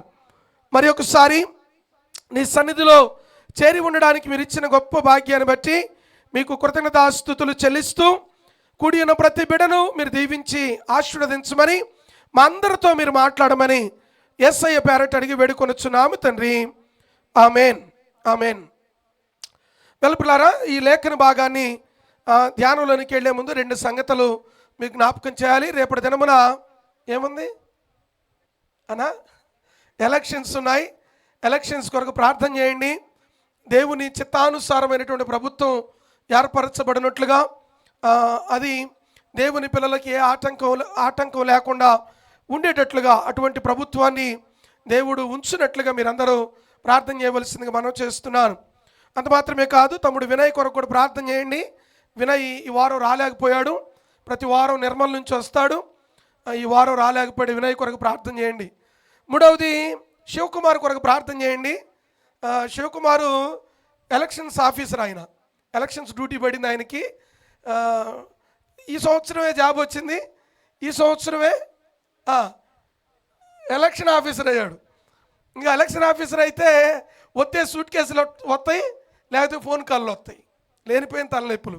సరే మెట్టుకు శివకుమార్ కొరకు ప్రార్థన చేయండి. ఆయన ఈ పొద్దునే తీసుకుపోయారు. ఈరోజు ఉదయం 7 గంటలకు పోయాడమ్మా, 7 o'clockకి తీసుకుపోయారు. రేపు ఇంటికి వచ్చేదేమి లేదు, వాళ్ళ దగ్గరే ఉండి అంతా అయిపోయిన తర్వాత చేతులు కడుక్కొని రావాలి. సో ఆయన కొరకు కూడా మీరు ప్రార్థన చేయవలసిందిగా మనం చేస్తూ ఉన్నాను. వీళ్ళ ఈ ప్రత్యేకమైన సమయంలో అఫ్కోర్స్ నీట్ రాసిన బిడ్డల కొరకు ప్రార్థన చేయండి. బబులు ఇక్కడే ఉన్నాడు, బబులు నీట్ రాశాడు, అశ్విని నీట్ రాసింది, అశ్విని ఎంసెట్ కూడా రాసింది, తెలంగాణ ఎంసెట్, ఆంధ్ర ఎంసెట్ కూడా రాస్తుంది అంట. వదిలిపెట్టొద్దు ఎక్కడదైనా. దేవుని స్తోత్రం. ఎక్కడ ఏ ఎగ్జామ్స్ ఉన్నా తప్పక అటెంప్ట్ చేయొచ్చు, అందులో తప్పు. నువ్వు కూడా రాసే ఎంసెట్, బబులు రాయిలా. Very good. బబులు ఏమో సేవ చేయాలని వాళ్ళమ్మ ప్రార్థన చేస్తూ ఉంది. చూద్దాం దేవుడు ఆ బిడ్డను ఎలాగో మలుస్తాడో. ఆ బిడ్డ కొరకు మీరందరూ కూడా ప్రార్థన చేయవలసింది మనం చేస్తున్నాను. బబులు నాకు చాలా చిన్నప్పటి నుంచి తెలుసు. అప్పుడు కళ్ళద్దాలు ఉన్నాయి, ఇప్పుడు కళ్ళద్దాలు ఉన్నాయి. ఎవరిని గురించి బబులు ఒకసారి లేచి నిలబడు, సీలింగ్ తగులుతుంది, జాగ్రత్త. బబులు నాకు ఎప్పటి నుంచి తెలుసు అంటే నా మోకాళ్ళ కంటే కింద ఉన్నప్పటి నుంచి తెలుసు నాకు. దాదాపు బబులు నాకు పరిచయమై మోస్ట్లీ 13-14 సంవత్సరాలు అవుతుంది. బబులు నీ ఏజ్ ఎంత ఇప్పుడు? 17. అంటే బబులుకి ఎప్పటి నుంచి నాకు తెలుసు? ఆడు 2 ఏళ్ళో 3 ఏళ్ళో ఉన్నప్పటి నుంచి తెలుసు నాకు. నిజమే, 2-3 సంవత్సరాలు అంత చిన్నగా ఉన్నప్పటి నుంచి, ఒక 4 నడుస్తూ ఉన్నాడు నాకు పరిచయం అయినప్పుడు. అప్పటి నుంచి బబులు తెలుసు. Thank you బబులు. మెర్లిన్ నువ్వు కూడా తెలుసులే, నేను తెలియలేదు అనుకుంటుంది మెర్లిన్. రైట్. దేవునికి మహిమ కలుగును గాక. ఈ ప్రత్యేకమైన సమయంలో దేవుని యొక్క వాక్యంలోనికి మనం వెళదాం. అయితే గడిచిన వారంలో కొంత సిరీస్ని ధ్యానం చేస్తూ వచ్చాం. నదులను గురించి ధ్యానం చేస్తూ ఉన్నాం. ఇంతలోకి మధ్యలో బ్రేకులు పడతా ఉంటాయి ఇటువంటివి వచ్చినప్పుడు. సరే, ఈరోజు మే 2వ వారమున ప్రత్యేకమైన దినం ఇది. ఎందుకొరకంటే ఈ దినము ప్రపంచ ఇంటర్నేషనల్ మదర్స్ డే, తల్లుల దినోత్సవము. తల్లులను జ్ఞాపకం చేసుకొని అభినందించేటువంటి దినం ఇది. తల్లుల యొక్క ప్రేమను జ్ఞాపకం చేసుకునే దినం ఇది. తల్లుల కాల దేవుని కృప వలన సజీవంగా ఉంటే వాళ్ళ దగ్గరకు మంచి చీర కొనుక్కొని పోయి మంచి వస్త్రాలు వాళ్ళకి పెట్టి అమ్మా థ్యాంక్ యూ అని చెప్పేటువంటి దినం ఇది. సో ఈ దినాన్ని జ్ఞాపకం చేసుకోవాలి. కొన్నిసార్లు కొంతమందికి తల్లులంటే నచ్చకపోవచ్చు. ఒక పొద్దున ఒక ఆర్టికల్ చదువుతూ ఉన్నాను. పిల్లలకట మాటలు వచ్చే సమయానికి తల్లే ఒక హీరోలాగా కనపడుతుందట. 4-5 సంవత్సరాలు ఆ టయానికి వచ్చేసరికి, తర్వాత 10 సంవత్సరాలు 14 సంవత్సరాలకు వచ్చేసరికి మమ్మీకి ఏం తెలియదు అనిపిస్తుందట. చిన్నప్పుడేమో మా మమ్మీకి చాలా తెలుసు అనిపిస్తుంది. 12, 13, 14 సంవత్సరాలు టీనేజ్లకు రాగానే మా మమ్మీకి అసలు ఏమీ తెలియదు అనిపిస్తుందట. 24, 25 సంవత్సరాలు వచ్చేసరికి మా మమ్మీ అసలు శుద్ధమొద్దు అనిపిస్తుందట. ఏంది చెప్పండి, ఏం కాదు. మా మమ్మీ అసలు శుద్ధమొద్దు, నేనే చాలా తెలివి ఇంటెలిజెంట్ ఫెలో. ఈ ఇంటెలిజెంట్ ఫెలో ఎక్కడి నుంచి వచ్చాడో మర్చిపోతాడు. అర్థమైంది నా మాట? నేను చాలా ఇంటెలిజెంట్ ఫెలో అని అనుకుంటాడట. తర్వాత పెళ్ళైన తర్వాత భార్య పోటు తట్టుకోలేక అబ్బా మా అమ్మతో మాట్లాడితే బాగుండు అనుకుంటాడట. మాట్లాడలేదా? 40 సంవత్సరాలు వచ్చినప్పుడు, 45, 50 సంవత్సరాలు వచ్చినప్పుడు అబ్బా మా మమ్మీ ఎట్ట భరించిందో, ఎట్ట చేసుకోగలిగిందో ఇవన్నీ అనిపిస్తుంటుందట. తర్వాత మనకి 50 ఏళ్ళు 60 ఏళ్ళు వచ్చినప్పుడు తల్లితో కొంత కూర్చొని మాట్లాడదాం అనుకుంటే తల్లి మనకి ఉండదట. సహజంగా తల్లులు లేకపోతే ఎవరైనా ఈ భూమి మీద మనుషుని యొక్క ఆయుష్ కొద్దిపాటిది. మా బ్రతికితే 60 ఏళ్ళు 70 ఏళ్ళు, ఇంకో 90 ఏళ్ళు 100 ఏళ్ళు బ్రతుకుతాం. సంతోషంగా బ్రతికే వాళ్ళు ఉన్నారు, ఈ లోకాన్ని విడిచిపెట్టి వెళ్తారు. కొండ అంకుల్ గారు అమ్మ ఏజ్ 87 అంకుల్ గారు తల్లి గారు ఉన్నారు. ఇంకా పవర్ దగ్గర చాలా సంతోషం. అయితే పిల్లారా గమనించవలసింది ఏమిటంటే, మెట్టుకు ఏది ఏమైనప్పటికీ మన తల్లులు పిల్లారా వారిని గౌరవించవలసిన బాధ్యత మన మీద ఉంది అని వాక్యం చెప్తుంది. నేను చెప్పే మాటలు వినబాకండి. నేను చెప్పే మాటలు ఏమాత్రం ప్రయోజనం ఉండదు. బట్ కానీ ప్రభు యొక్క వాక్యం ఏమని సెలవిస్తుందంటే, నీవు దీర్ఘాయుష్మంతుడు అవ్వాలంటే ఏం చేయాలా? నీ తల్లిని తండ్రిని సన్మానించాలంటే పోతా ప్రమోదు ఒక దండ తీసిపోయి అమ్మకేసి ఒక షాలు కప్పి సన్మానించడం కాదు నా ఉద్దేశం. తల్లి ఆలోచనలు గౌరవించాల, తల్లి యొక్క త్యాగమును గుర్తించాల, తల్లి యొక్క ప్రేమను ఎరగాలి. చాలాసార్లు పిల్లరా తల్లిని విస్మరించేవారు అనేక మంది ఉన్నారు. నేను గడిచిన సారి కూడా మీకు జ్ఞాపకం చేశానో లేదో నాకు తెలియదు, కానీ యూపీలో ఒక కుటుంబం ఉంది, భార్యాభర్త. పెళ్ళయిన తర్వాత పిల్లలు లేరు చాలా కాలం, ఇంచుమించు 11-12 సంవత్సరాలు వారికి పిల్లలు లేరు. పిల్లలు లేకపోయేసరికి చాలా కాలం తర్వాత 12 సంవత్సరాల తర్వాత వారికి సంతానం కలుగుతుందని ఆ వార్త విన్నది ఆ తల్లి. విన్నప్పుడు చాలా సంతోషపడింది. 11-12 సంవత్సరాల తర్వాత ఎవరికైనా బిడ్డలు పుడుతున్నారంటే ఎంత సంతోషం ఉంటుంది, ఇక చెప్పలేని ఆనందానికి హద్దులు లేవు. అయితే దాదాపు నెలల నుండి ప్రసవానికి దగ్గరగా వచ్చేసరికి మదర్ యొక్క శరీరంలో కొన్ని కాంప్లికేషన్స్ ఏర్పడ్డాయి. సరే, రెగ్యులర్ చెకప్ కొరకు హాస్పిటల్కి వెళ్ళింది. హాస్పిటల్కి వెళితే డాక్టర్ గారు చెప్పిన మాట ఏమిటంటే, అమ్మా ఆపరేషన్ చేసి నెలలు నిండలేదు, ఆపరేషన్ చేసి బిడ్డను బయటికి తీస్తే బిడ్డ బ్రతుకుతుంది. అయితే ఈ ఆపరేషన్ చేయటం వల్ల నీకు ప్రమాదం, సో డాక్టర్ గారు చెప్పినది ఏమిటంటే, ఐదర్ నువ్వు కానీ బ్రతుకుతావు లేకపోతే నీ బిడ్డ కానీ బ్రతుకుతారు. ఎవరు కావాలో మీరు ఆలోచన చేసుకుని చెప్తే మేము మిగిలిన ప్రాసెస్ చేస్తామని చెప్పారు. భార్యాభర్త కూర్చొని చాలాసేపు ఆలోచన చేశారు. భర్త అంటాడు అమ్మా పాప గర్భఫలం లేకపోయింది, మనిద్దరం బ్రతికితే చాలు కదా అని అనుకుంటా ఉన్నారు. భర్జన చాలాసేపు అయిన తర్వాత ఒక కంక్లూషన్కి వచ్చింది ఆ తల్లి. సరే, నా జీవితం ఎట్లయినా కానీ నేను మరణిస్తూనైనా నేను చనిపోతూనైనా నా బిడ్డకు నేను ప్రాణాన్ని పోయాలి అన్న తీర్మానం తల్లి తీసుకొని, నిజంగా జరిగిన ఘటన ఇది, అన్న తీర్మానం ఆ తల్లి తీసుకొని ఆ ఆపరేషన్ ద్వారా ఆ బిడ్డకు ప్రాణం పోసి ఆ బిడ్డ పుట్టిన వెంటనే తల్లి మరణించింది.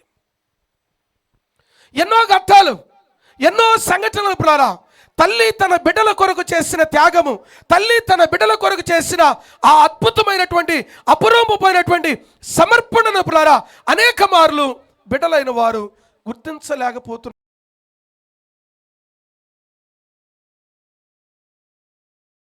ఏమిటంటే, ఒక తల్లి ఒక కుమారుడు, రెండో ఒక పిల్లాడు ఉంటే పెంచలేమేమో, చదివించలేమేమో, ఈ మెకానికల్ లైఫ్లో ఈ ప్రతికూలతలో బిడ్డలను ఎలా పెంచలేకపోవచ్చు, కాబట్టి ఒక్కళ్ళుంటే చాలు అని చెప్పి అనుకొని ఒకే బిడ్డను కంటే ఆ బిడ్డ పెద్దవాడయ్యాడు.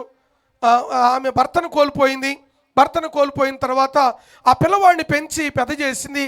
ఆ పిల్లవాడు పెద్ద అయిన తర్వాత కోడలకి ఈయన తల్లి ఉండడం ఇష్టం లేదు. సరే, ఎలాగైనా కానీ ఏమైనా ఎలగొట్టాలి, రోజు దాని గురించి పంచాయతీ ఇంట్లో. దేని గురించి? మీ అమ్మ మన ఇంట్లో ఉంటుంది, ఈయనుండి నాకు ఇంకెవరున్నారు, ఉన్నదే నేను ఒక్కడే కొడుకుని, నా తల్లి నాతో ఉండక ఎవరితో ఉంటుంది అంటే, నేను నీ తల్లి కావాలో నేను కావాలో పిల్లలు కావాలో తేల్చుకోమని చెప్పింది. అరే ఇలా అయితే ఎలా? ఉద్యోగానికి వెళితే ఉద్యోగంలో నెమ్మది లేదు, ఇంటికి వచ్చిన దగ్గర నుంచి చెప్పాలా, ఇంటికి వచ్చిన దగ్గర నుంచి ఇంట్లో నెమ్మది లేదు. ఎలా చేయాలా దాదాపు ఈ ఆర్గ్యుమెంటు 1 సంవత్సర కాలం నడిచింది. సరే, ఏం చేయాలో అర్థం కాక ఒకరోజు ఉండబట్టలేక ఎట్లయితే అట్లయింది అని చెప్పి తల్లిని, అమ్మా సాయంత్రం నేను వచ్చేసరికి రెడీగా ఉండు, నేను ఒక దగ్గరకు మన ఇద్దరం కలిసి వెళ్ళాలా అని చెప్పి తల్లిని సిద్ధపడమని చెప్పి తల్లిని తీసుకొని పిల్లారా దాదాపు ఒక 5 గంటల ప్రయాణం చేసి ఒక అరణ్య ప్రాంతానికి తల్లిని తీసుకెళ్ళాడు. అప్పటికి ఇంత ఓల్డేజ్ హోములు, ఇంత పరిస్థితులు లేవు. తల్లిని డ్రైవ్ చేసుకుంటూ ఒక అరణ్య ప్రాంతానికి తీసుకువెళ్ళి అరణ్య ప్రాంతంలో తల్లిని విడిచిపెట్టి, అమ్మా నేను మరలా వస్తా, నువ్వు ఇక్కడే ఉండమని చెప్పి ఆ తల్లిని అరణ్య ప్రాంతంలో దించి వచ్చేసాడు. సరే, కాలం గడిచిపోయింది, 1 వారం గడిచిపోయింది. ఈ ఎట్లయినా ప్రేమ ఉండబట్టలేడు కదా, నా తల్లి ఏమైపోయిందో, ఈ అరణ్య ప్రాంతంలో నేను ఇడిచిపెట్టిన ప్రాంతంలో నా తల్లి ఏమైపోయింది అని చెప్పి ఎక్కడో వేదన, ఎక్కడో ఆందోళన, అయ్యో నా తల్లిని నేను చూసుకోలేకపోయాను, నా తల్లికి నేను ఏం చేయలేకపోయానని చెప్పి ఆలోచన చేస్తూ అలాగనే కాలక్రమేణా వారం గడిచిపోయింది. ఈ వారం తర్వాత తనకి వీకెండ్ రాగానే నేను బయటికి వెళ్ళి వస్తానని భార్యతో చెప్పి మరలా తల్లి దగ్గరకు పోతున్నానంటే ఏమంటుందోనని బయటికి వెళ్ళి వస్తానని చెప్పి తన కారు వేసుకొని అరణ్య ప్రాంతానికి వెళ్ళాడు. అరణ్య ప్రాంతానికి వెళితే ఎక్కడైతే విడిచిపెట్టాడో అక్కడే ఆ తల్లి మూలుగుతూ పడుకోనుంది. చాలా పక్క చిక్కిపోయి ప్రాణం పోయే పరిస్థితిలో కొన ఊపిరితో ఆ తల్లి ఉంది. సరే కొడుకు దగ్గరికి వెళ్ళాడు. తల్లి జ్ఞాపక శక్తి కోల్పోయింది. అరణ్యంలో తనకేమైందో తెలియదు కానీ తల్లి జ్ఞాపక శక్తి కోల్పోయి ఎవరో వచ్చి అమ్మా ఇక్కడున్నారేంటి అని అడుగుతూ ఉన్నాడు. పిలుస్తూ ఉంటే అర్థం కాక బాబు నువ్వు ఎవరు బాబు అని అడిగింది. ఎవరు బాబు అని అడిగితే ఈయన పేరు ఏమి చెప్పకుండా అమ్మా నువ్వెందుకున్నావు ఇక్కడ అని అడిగితే ఆ తల్లి చెప్తా ఉందయ్యా నాకు ఒక్కడే కొడుకు, వాడు ఏదో ఆఫీస్ పని ఉందని చెప్పాడు, ఆఫీస్ పని ఉందమ్మా నేను వెళ్ళొస్తాను నువ్వు ఇక్కడే కూర్చోమని చెప్పాడు, నా కొడుకు వస్తాడని నేను ఎదురు చూస్తూ ఉన్నాను, అయితే నువ్వెవరువో నాకు తెలియదు కానీ నాకు చిన్న సహాయం చేసి పెడతావా అని అడిగిందట ఈ తల్లి. ఏం చేయమంటావమ్మా నీకేం కావాలి అని అడిగితే ఏమీ లేదయ్యా, ఇంత అరణ్య ప్రాంతంలో నా కొడుకు మరలా నన్ను ఇక్కడ దించి వెనకకి తిరిగి వెళ్ళాడు, వెళుతూ ఏమన్నా అపాయం జరిగిందో ఏమో, ఒక్కసారి నా కొడుకు బాగున్నాడో లేదో ఒక్కసారి కనుక్కొని చెప్తావా అని అడిగిందంట తల్లి. తల్లి ప్రేమ పిల్లరా నిజంగా ఎనలేనిది. తల్లిని విడిచిపెట్టాలని చూసినా, తల్లిని దూరం చేసుకోవాలని చూసినా, తల్లిని ప్రేమించకపోయినా తల్లి ప్రేమిస్తూనే ఉంటుంది. తల్లి యొక్క ప్రేమ ఎనలేనిది. తల్లి యొక్క ప్రేమను ఈ లోకములో దేనితో పోల్చలేము. తల్లి ప్రేమతో సమతూగగలిగినది ఏది లేదు. నేను ఎప్పుడప్పుడు చెబుతుంటాను కదా, పిల్లలు ఎంత పెద్ద తప్పు చేసినా తల్లి ఏం చేస్తుంది, నా బిడ్డ అట్లా చెయ్యనే చేయదు, అవసరమైతే ₹1,00,00,000 పందెం ఉంటుంది చేసినా కానీ. నిజం. కావాలంటే చూడు, తల్లులు గదిలిచ్చి చూడు, మాట బండితే అప్పుడు అడగండి మీరు, మాట పడి పడకముందే మొఖానికి పెట్టి కొడతారు అన్నవాళ్ళని. నిజం. తల్లి ప్రేమ అటువంటిది. తల్లి బిడ్డలను వారు ఎటువంటి వారైనా ఎదలో దాచుకునేదే తల్లి పులారా, తన గుండెలలో దాచుకునేదే తల్లి. తల్లి ప్రేమ ఎనలేనిది. అందుకనే బైబిల్ గ్రంథంలో విశిష్టత ఏమిటంటే నా దేవుడు తల్లితో పోల్చబడ్డాడు. యెషయా గ్రంథంలో రాస్తూ 66వ అధ్యాయము 13వ వచనం చూడండి. యెషయా గ్రంథము 66వ అధ్యాయం 13వ వచనం. నేను త్వరగా ముందుకు వెళ్ళడానికి ప్రయత్నం చేస్తాను. ఒకని తల్లి వానిని ఆదరించినట్లు నేను మిమ్మల్ని ఆదరించేదను. దేవునికి స్తోత్రము కలుగును గాక. దేవుడు ఎవరితో పోల్చబడ్డాడు చెప్పాలి. ఎవరితో పోల్చబడ్డాడు? తల్లితో పోల్చబడ్డాడు. తల్లిలో ఉన్నటువంటి గుణాలు పిల్లరా నా యేసయ్యలో ఉన్నాయి. తల్లి ఒకరిని ఎలాగ ఆదరిస్తుందో, ఎలాగ ప్రేమిస్తుందో అలాగే నా యేసయ్య ప్రేమిస్తాడు. తల్లిలో ఉన్న కొన్ని లక్షణాలు ఉన్నాయి. తల్లిలో ఉన్న లక్షణాలు నా దేవునిలో ఉన్నాయి.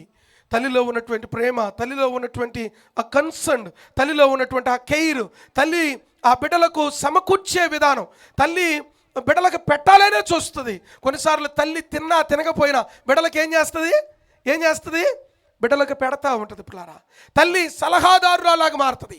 తల్లి అంత మాత్రమే కాదు, నెవర్ ఆ బిడ్డలను పిల్లారా ఎప్పుడైనా వాళ్ళని దూరం చేసుకునడానికి ప్రయత్నం చేయదు. తల్లి ఉపాధ్యాయురాలాగా లేకపోతే ఒక టీచర్ లాగా మారిపోయి బిడ్డలకు చెప్తా బోధిస్తూ ఉంటుంది. చాలాసార్లు నేను చెప్పాను కదా, చిన్నప్పుడేమో తల్లి టీచ్ చేస్తూ ఉంటే భలే అనిపిస్తుంది. మా మమ్మీ చెప్పిందిరా అని గర్వంగా చెబుతాడు. 13 నుంచి 18 సంవత్సరాలకు వచ్చేటప్పటికి మమ్మీ కాస్త ఏమైపోద్దో తెలుసా, ఆమెకు తెలియదు పాడు, అవుట్డేటెడ్, నేను అప్డేటెడ్ సాఫ్ట్వేర్ అంటాడు వీడు. ఎప్పుడు ఏంటంట, నేను అప్డేటెడ్ లేటెస్ట్ వర్షను. అప్పుడేమో తల్లి హీరో అయిపోయింది, తండ్రి హీరో అయిపోయాడు. ఇప్పుడేమో తల్లి కాదు నేనే, నా తర్వాతే నా తల్లి అనుకునే పరిణామాలు ఎన్నో ఉన్నాయి అన్న సంగతిని మర్చిపోకూడదు. ఈ ప్రత్యేకమైన దినమున ఒక తల్లిని మీ ముందుంచి ఆ తల్లిలో నుండి వచ్చినటువంటి ఇద్దరు వ్యక్తుల్ని లేదా ముగ్గురు వ్యక్తుల్ని మీ ముందుంచి నేను ముగిస్తాను. సమయానికి ముగించడానికి ప్రయత్నం చేస్తాను. ఎట్టి పరిస్థితిలో ఆరాధన 12 గంటలకు క్లోజ్ అయిపోద్ది. 11:30కి ప్రసంగం క్లోజ్ అయ్యి ప్రభు వల్ల ఈ ప్రాసెస్ అంతా జరుగుతూ ఉంటుంది. అయితే పిల్లరా, ఈ చదవబడిన లేఖన భాగం అనగా ఆదికాండం 35వ అధ్యాయము 18వ వచనాన్ని మరొకసారి దగ్గరగా పరిశీలన చేయండి. ఆమె మృతి పొందెను. ఎవరు మృతి పొందారు?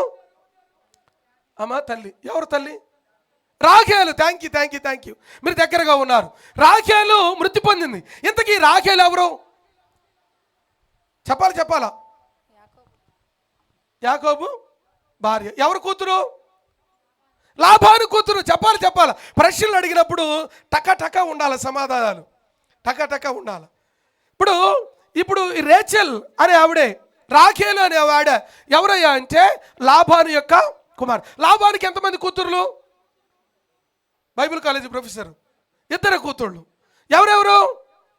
లేయా. చెప్పండి.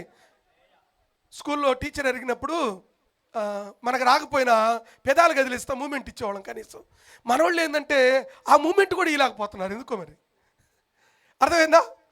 పెదాలు కదిలించి ఎవరన్నా అడిగినప్పుడు, ప్రశ్న అడిగినప్పుడు మళ్ళీ మనం పెదాలు కదిలించకపోతే ఎక్కడ లేపి మనల్ని ఇండివిజువల్గా అడిగితే మనం బుక్ అయిపోతాం.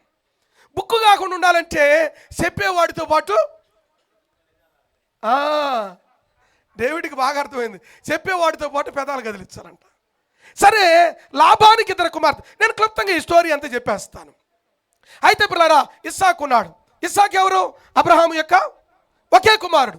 ఇస్సాకు 2 పిల్లలు పుట్టారు, యాకోబు, ఏశావు. సో యాకోబు అన్నను మోసం చేశాడు. చిక్కుడుగాయల కూర అమ్ముకొని జ్యేష్ఠత్వాన్ని కొనుక్కున్నాడు. సరే, కొనుక్కున్నాడు. అక్కడి నుంచి అన్న చంపుతాడేమో పారిపోతా ఉంటే తల్లి అయినటువంటి రెబెకా ఒక సలహా చెప్పింది. నాకు తోడబుట్టినోడు ఒకడు ఉన్నాడు, ఆడి దగ్గరకు పోతే నేను బాగా చూసుకుంటాడు. ఏం పేరమ్మా? లాబాను. అడ్రస్ ఏంటి? ఏం కాదు, నువ్వు అడుగుతూ వెళ్ళిపో. ఫోన్ ఉంటే మామయ్య నేను వస్తున్నాను, నావిగేషన్ పంపించు వాట్సాప్లో, నేను వచ్చేస్తానని చెబుతాం. మనమైతే ఇప్పుడున్న ట్రెండ్ ప్రకారం ఏం చేస్తాం? కరెంట్ లొకేషన్ పంపిస్తే వస్తామని చెబుతాం. కరెంట్ లొకేషన్ ఎక్కడ ఉంటారో తెలియదు. సరే, బయలుదేరి వెళ్ళిపోయేసరికి వెళుతూ ఉండగానే లాబాను యొక్క 2 కూతుర్లు కనపడ్డారు. 2 కూతుర్లు కనపడినప్పుడు వారిలో ఒకరి పేరు లేయా, ఒకరి పేరు రాఖేలు. వీళ్ళిద్దరిని చూశాడు. ఇద్దరిని చూసిన వెంటనే అన్న యాకోబు గారు లవ్లో పడ్డాడు. నిజమే, దేవుని యొక్క వాక్యంలో అదే మాట రాయబడింది. ఆమెను ప్రేమించను అని రాయబడింది. కావాలంటే నేను మీకు చూపిస్తా. అయితే ఈ రాఖేలును ప్రేమించాడు. రాఖేలు ఏమో చిన్నది, లేయా ఏమో పెద్దది. సరే, లాబాను దగ్గరికి చేరాడు. మామయ్య నీకు వందనాలు అన్నాడు. వందనాలు రా, ఎట్టొచ్చావంటే నడుచుకుంటూ వచ్చానన్నాడు. ఏం జరిగిందిరా? అమ్మ బాగున్నారు, అందరూ బాగున్నారు. అంత వీడు వెనకాల జరిగిన స్టోరీ చెప్పట్లా, వాళ్ళ అన్నను మోసం చేసిన సంగతి చెబితే విలువ పోద్ది కాబట్టి ఏమి చెప్పకుండా అంత క్షేమంగా ఉన్నారు, మీరు కూడా బాగున్నారు. అప్పుడు రాత్రంగా ఉత్తరం, పూజ్యులైన నాన్నగారికి నమస్కరించి రాయినదేమనగా మీరు క్షేమంగా ఉన్నారని నమ్ముతున్నాం, నేను ఇక్కడ క్షేమంగా, ఈ మాట చెప్పేసి ముగించేశాడు. సరే, అయిపోయిన తర్వాత నేను పెళ్లి చేసుకుంటా మామయ్య నీ కూతురుని అన్నాడు. సరే, ఎవరిని చేసుకుంటావంటే నేను రేచెల్ని చేసుకుంటానన్నాడు. సరే, మొత్తానికి జరిగింది ఏమిటంటే నా బిడ్డను నీకు ఇవ్వాలంటే 7 సంవత్సరాలు నా దగ్గర పనిచేయాలన్నాడు. కట్నంగా 7 ఏళ్ళు నా దగ్గర వృత్తి చేయాలా, చాకిరీ చేయాలంటే సరే చేస్తా అన్నాడు. 7 సంవత్సరాలు ప్రయాసపడి పనిచేసిన తర్వాత దేవుడు వెక్కిరించబడడు. మనుష్యుడు దేనినైతే విత్తుతాడో అదే పంటను కోస్తాడు. అన్నను మోసం చేసి వచ్చాడు కదా, అన్నకి భయంకరమైన మోసం జరిగింది. ఏ పిల్లనైతే ప్రేమించాడో ఆ పిల్లనిచ్చి పెళ్లి చేయకుండా ఇంకొక పిల్లనిచ్చాడు, లేయానిచ్చాడు. లేయానిచ్చిన వెంటనే తర్వాత వాళ్ళ మామ దగ్గరికి వెళ్ళి అడిగాడు, ఏది నువ్వు చేసిన పని అని అడిగితే, మాకు పెద్ద కుమార్తెకి వివాహం చేయకుండా చిన్నదానికి చేయడానికి వీల్లేదు కాబట్టి పెద్దదాన్ని నీకు ఇచ్చాను అన్నాడు. సరే మెట్టుకు, అందుకనే పెళ్ళిళ్ళు చేసేటప్పుడు ఆ వేయిలు వేసుకొని వస్తారు కదా, ఆ తాలిబొట్టు కట్టించే ముందు వేయిలు తీసేయాల. మరి మారిపోతే కష్టమైపోయి, తాలిబొట్టు కట్టినాక నువ్వు కుర్రో మొర్రో అని మొత్తుకున్నా ఏమి రాదు. యేసు రక్తమే చేయ అందరితో ఆ చాప్టర్ ముగించబడిన అధ్యాయం అది. కాబట్టి నువ్వు చూసినమ్మా ఈ అమ్మాయిని అని అడిగి పెళ్లి ప్రమాణాలు చేసేటప్పుడు ఆ ముసుగు తీపిచ్చి, ఆ ముసుగు తీసిన తర్వాత ప్రమాణాలు చెప్పాలా. ఆ తర్వాత కొన్నిసార్లు కొన్ని పెళ్ళిళ్ళలో సేవకులు ముసుగుంచగానే పెళ్లి చేసేస్తున్నారు. ముసుగుంచే పెళ్లి ఒకవేళ మారిపోతే, యాకోబుకి జరిగిన మోసం జరిగిపోతే ముందే చూసుకుంటున్నారా? సరే మెట్టుకు పిల్లారా, ఇదంతా ఘట్టం జరిగినాక సరే మరి రేచల్ నీకు ఇవ్వాలంటే మరలా 7 సంవత్సరాలు నువ్వు దగ్గర పనిచేయాలని చెప్పాడు. సరే ఇదంతా జరుగుతూ ఉంది పిల్లరా. మరలా 7 సంవత్సరాలు పనిచేశాడు. పనిచేసిన తర్వాత జరిగింది ఏమిటంటే ఈ రోజున ఈ మదర్స్ డే సందర్భంగా రేచల్ లేదా రాహేలు అనే తల్లిని గూర్చి మీ ముందు నేను ఉంచాలని ఆశపడుతున్నాను. రాహేలు ఎవరు, ఎక్కడి నుంచి వచ్చింది, అందుకొరకు ఈ విషయాలని నేను మీకు జ్ఞాపకం చేస్తూ వచ్చాను. రాహేలును గూర్చి దేవుని యొక్క వాక్యంలో మొట్టమొదటిసారి ఆదికాండం 29వ అధ్యాయము 6వ వచనములో జ్ఞాపకం చేస్తాడు. ఆదికాండము 29వ అధ్యాయము 6వ వచనం. ఇక్కడ రాహేలు మనకు కనపడుతుంది. మరియు అతడు క్షేమముగా ఉన్నాడా అని అడుగుగా వారు క్షేమముగానే ఉన్నారు, ఇదిగో అతని కుమార్తెలైన రాహేలు గొర్రెల వెంట వచ్చుచున్నదని చెప్పిరి అని జ్ఞాపకం చేస్తున్నాడు. 18వ వచనం చూడండి, 29వ అధ్యాయము 18వ వచనం. యాకోబు రాహేలును ప్రేమించి నీ చిన్న కుమార్తె అయిన రాహేలు కోసము నీకు 7 సంవత్సరములు ఎవరి కొరకు చేస్తా అన్నాడు? రాహేలు కొరకు చేస్తా అన్నాడు. 31వ వచనం, 29, 31. లేయాను ద్వేషించుట యెహోవా చూసి ఆమె గర్భమును తెరిచెను, రాహేలు గొడ్రాలై ఉండెను అని జ్ఞాపకం చేస్తున్నాడు. ఈ రాహేలు అనేటువంటి స్త్రీకి చాలా కాలం పిల్లరా గర్భఫలం కలగలేదు. గర్భఫలం కలగకపోగా చాలా కాలం తర్వాత అనగా ప్రభు సన్నిధిలో ప్రార్థన చేయగా, ప్రభు సన్నిధిలో కనిపెట్టగా దేవుడు తన మొరని ఆలకించినట్లుగా, దేవుడు తనను జ్ఞాపకము చేసుకున్నట్లుగా దేవుని యొక్క వాక్యములో రాస్తూ ఉన్నాడు. 30వ అధ్యాయము 6వ వచనము చూడండి. ఆదికాండము 30వ అధ్యాయం 6వ వచనం. అప్పుడు రాహేలు దేవుడు నాకు తీర్పు తీర్చెను, ఆయన నా మొరను విని నాకు కుమారుని దయచేసి అనుకొని అతనికి దాను అని పేరు పెట్టెను. సరే మెట్టుకు పిల్లరా, ఇది రాహేలుకు కలిగిన గర్భఫలం కాదు కానీ తన దాసి అయినటువంటి బిల్హాకు కలిగినటువంటి గర్భం. మెట్టుకు రాహేలు ప్రార్థన చేస్తా ఉంది. రాహేలు దేవుని సన్నిధిలో కనిపెడతా ఉంది పిల్లరా. కనిపెడుతూ ఉన్నప్పుడు దేవుడు తనను దర్శించి 2 సంతానాన్ని ఇచ్చాడు. వారిలో ఒకరి పేరేమో యోసేపు, రెండో వారి పేరు బెన్యామీను. ఈ 2 పిల్లరా 2 గోత్రాలుగా మార్చబడ్డారు. ఈ 2 పిల్లరా అద్భుతమైన 2 వ్యక్తులుగా లేదా చారిత్రాత్మకమైన వ్యక్తులుగా దేవుడు వారిని ఆశీర్వదించాడు. కారణం ఏమిటంటే ఈ తల్లి చేసిన ప్రార్థన. తల్లి చేసిన ప్రార్థన. నేను ఎప్పుడు చెప్తూ ఉంటాను పిల్లరా, ప్రార్థన ఎన్నడూ వ్యర్థంగా పోదు, ప్రార్థన ఎన్నడూ ఓడిపోదు. అందుకనే మన నోటి నుండి పలికిన మాట, మన నోటి నుండి చేసిన ప్రార్థన, ప్రభు సన్నిధిలో మోకరించి నువ్వు కార్చిన కన్నీరు దేవుని యొక్క కవిలలో ఉంచబడుతుంది అని మర్చిపోతాం.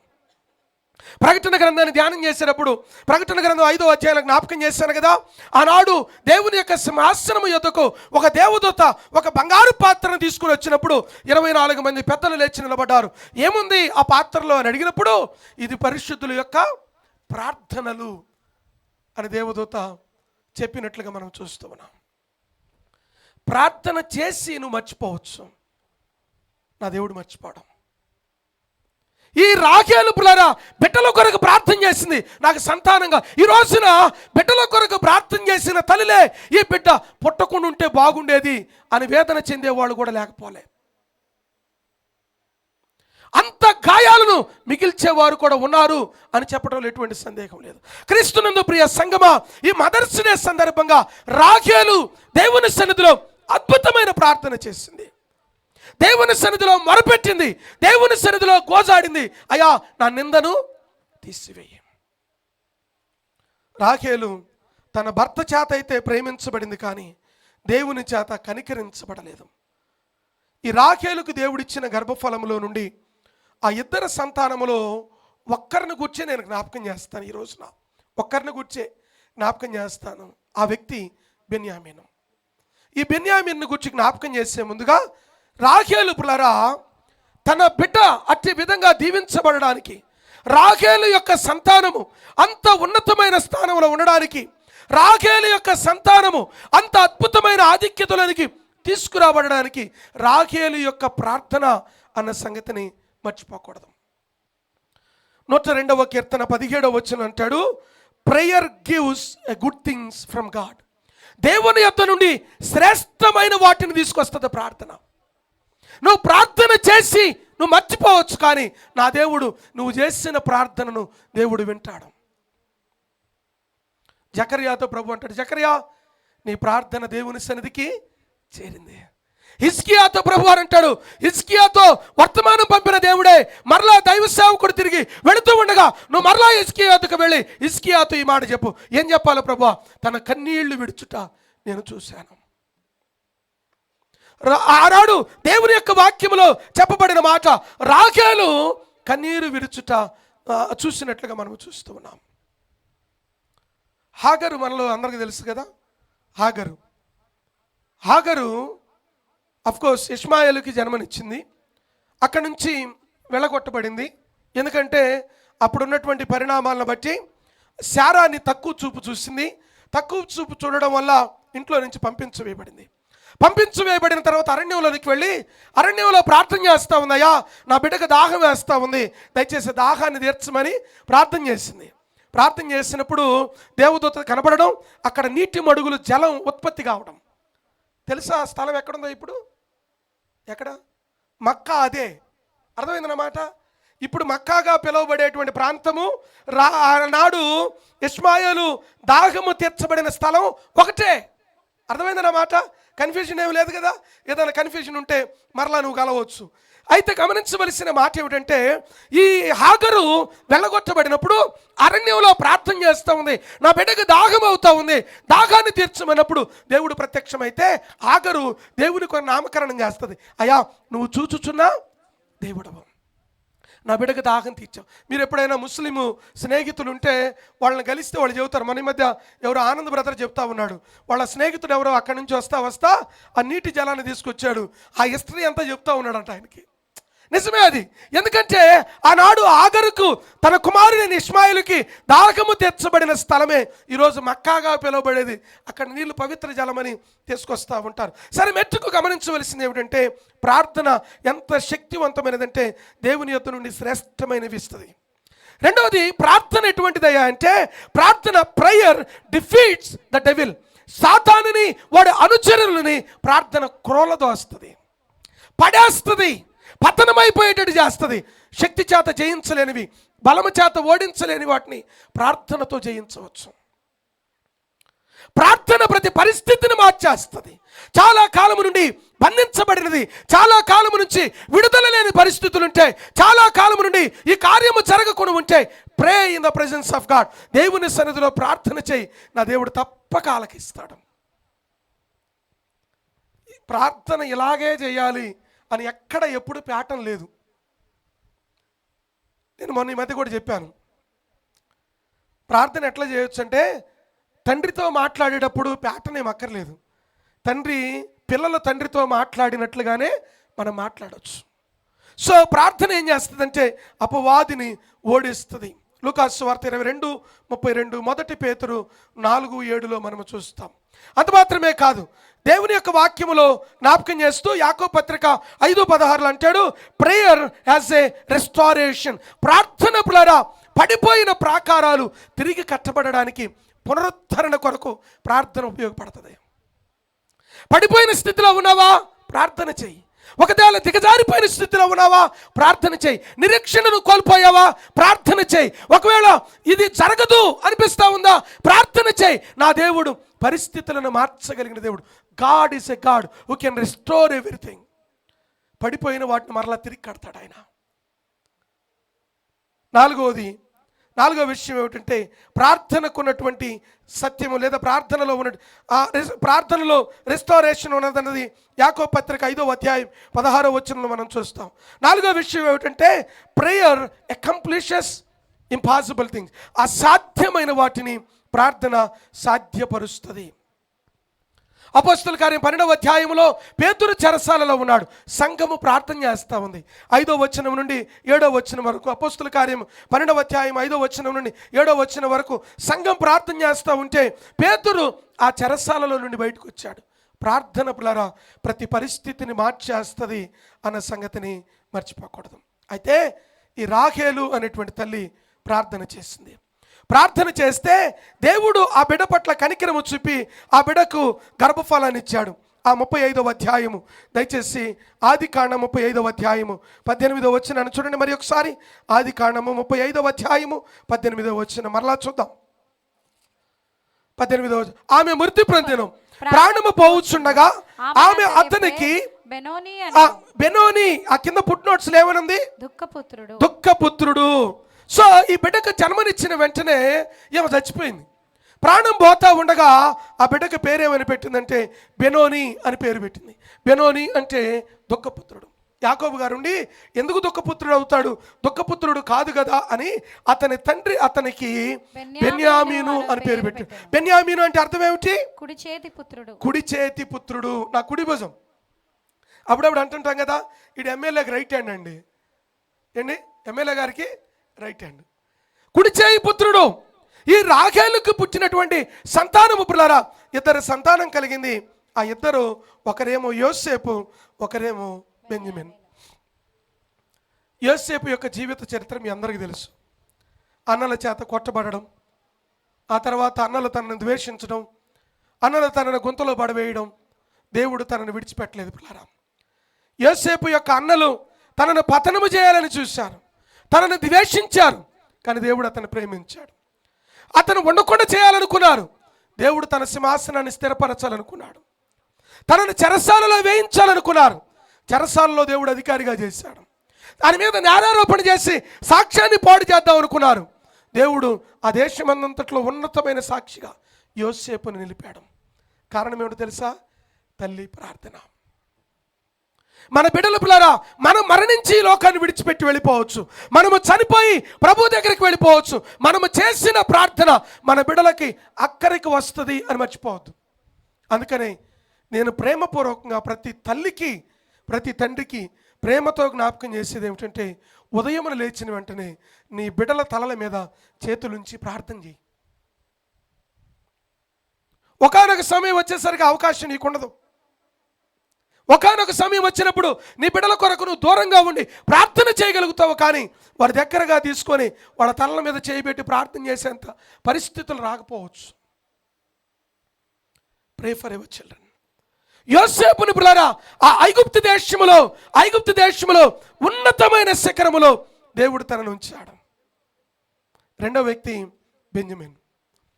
ఈ బెంజమిన్ పిల్లరా సామాన్యమైన వ్యక్తి. ఈ బెంజమిన్ అన్న వాళ్ళు, ఈ ట్రైబ్ వాళ్ళు అంత ఎడమ చేతి వాటము కలిగిన వారు. ఏ చేతి వాటం? వీళ్ళు ఎడమ చేయే వాడతారు. వీళ్ళు యుద్ధం కూడా ఎడమ చేతితోనే చేస్తారు. ఇప్పుడు ప్రపంచమంతా ఉన్న ఇశ్రాయేలీయులు ఎవరో తెలుసా? బెంజమిన్ గోత్రానికి, యోధా గోత్రానికి చెందినవారు. వీళ్ళే ఇప్పుడున్నది. అర్థమవుతున్న మాట?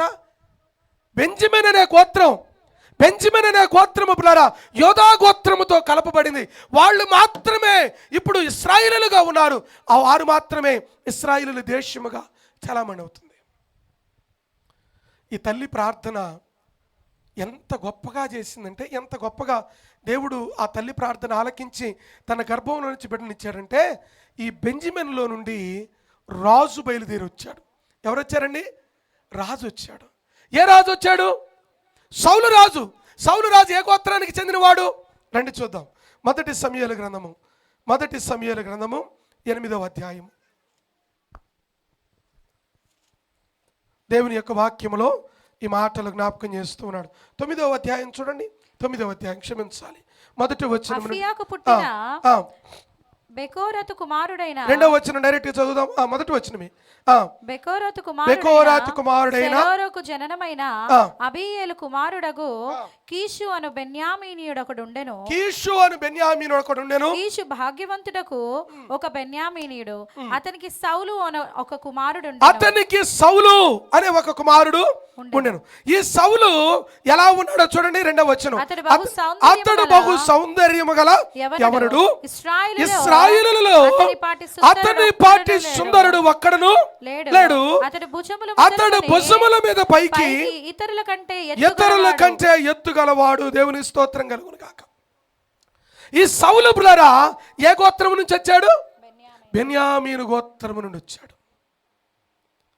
ఇక్కడ ఒక చిన్న తప్పిదం జరిగింది. జరిగిన తప్పిదం ఏమిటంటే సౌలు ఏర్పరచబడినప్పుడు బాగానే ఉన్నాడు. చాలాసార్లు చాలామంది జీవితాల్లో ప్రాబ్లం ఇదే. ఆత్మీయ జీవితం ప్రారంభమైనప్పుడు చాలా బాగుంటాం.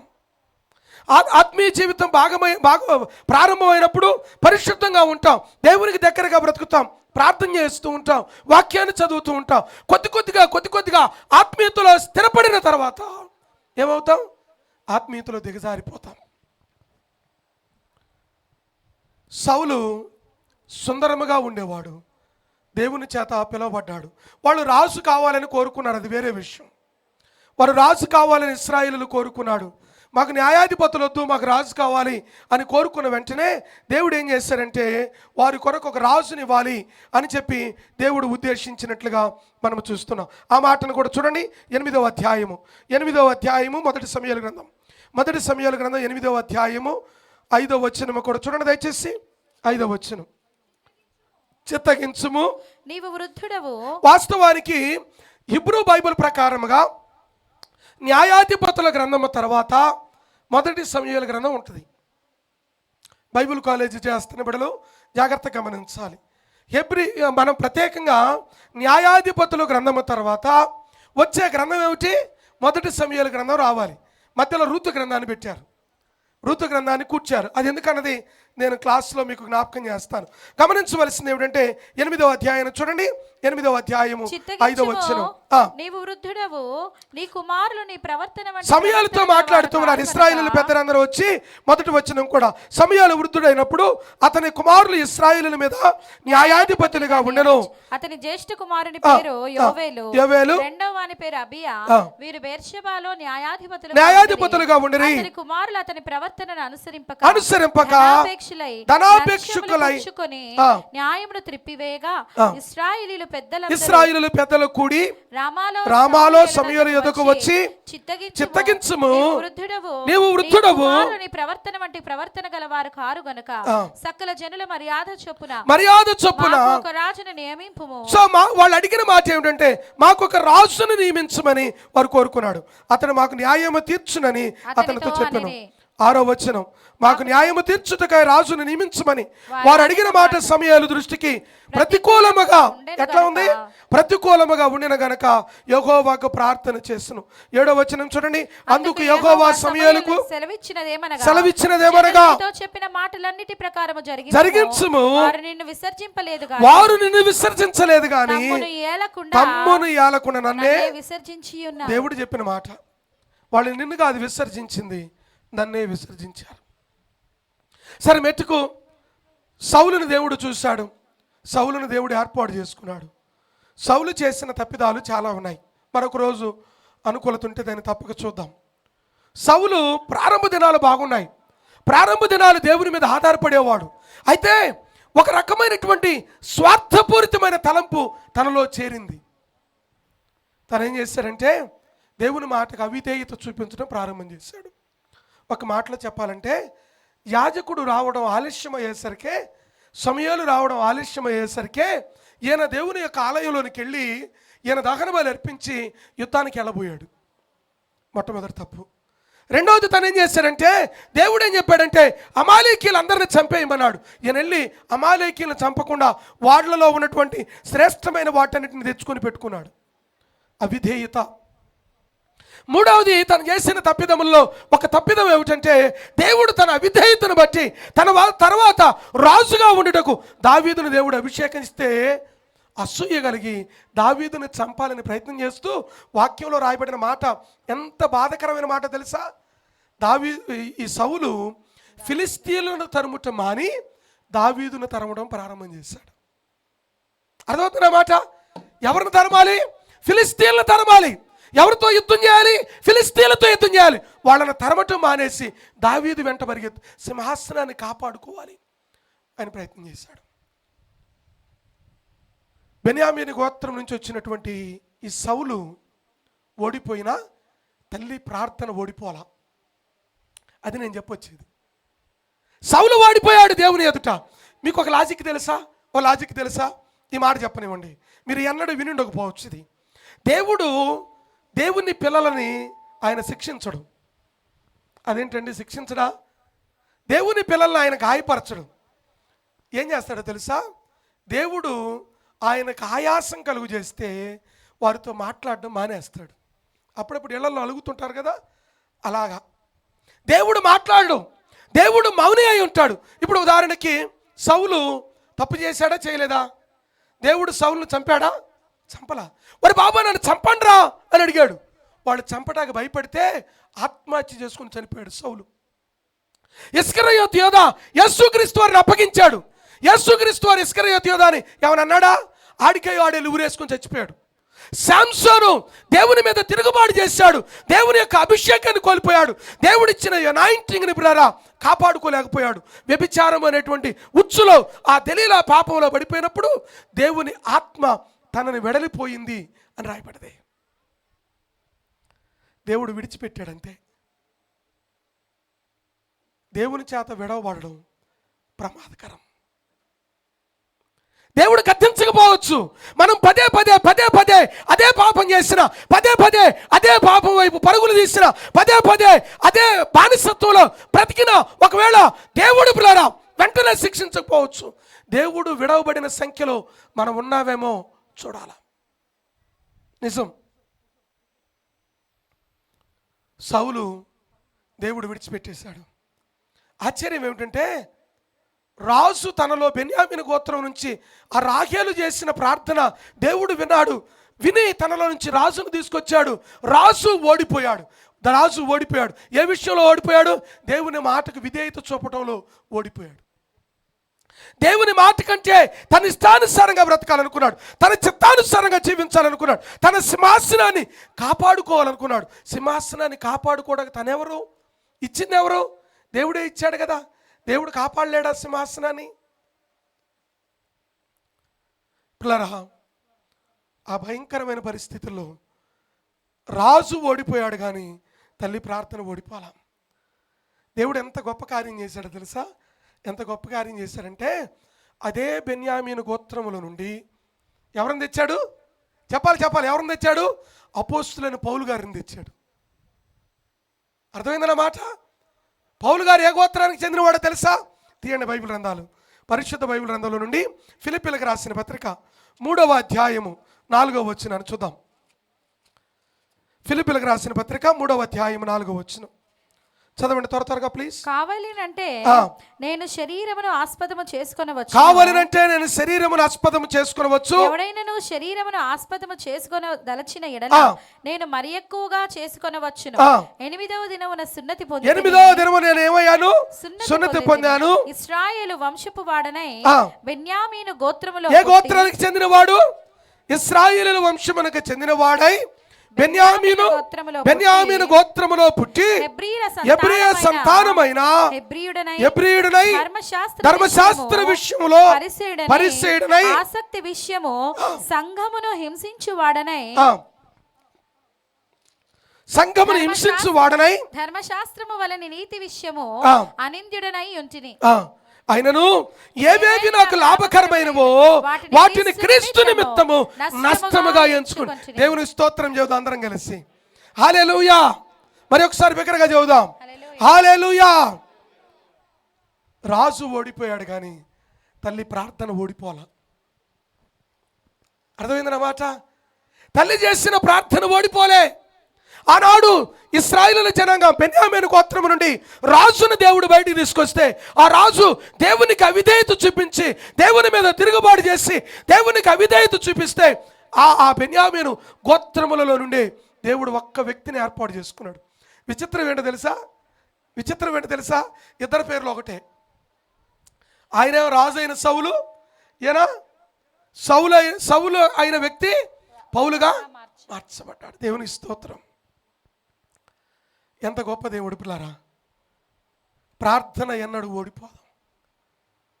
ఈ మదర్స్ డే సందర్భంగా మన తల్లులైన వారిని మనం గౌరవించాలి, అందులో సందేహం లేదు.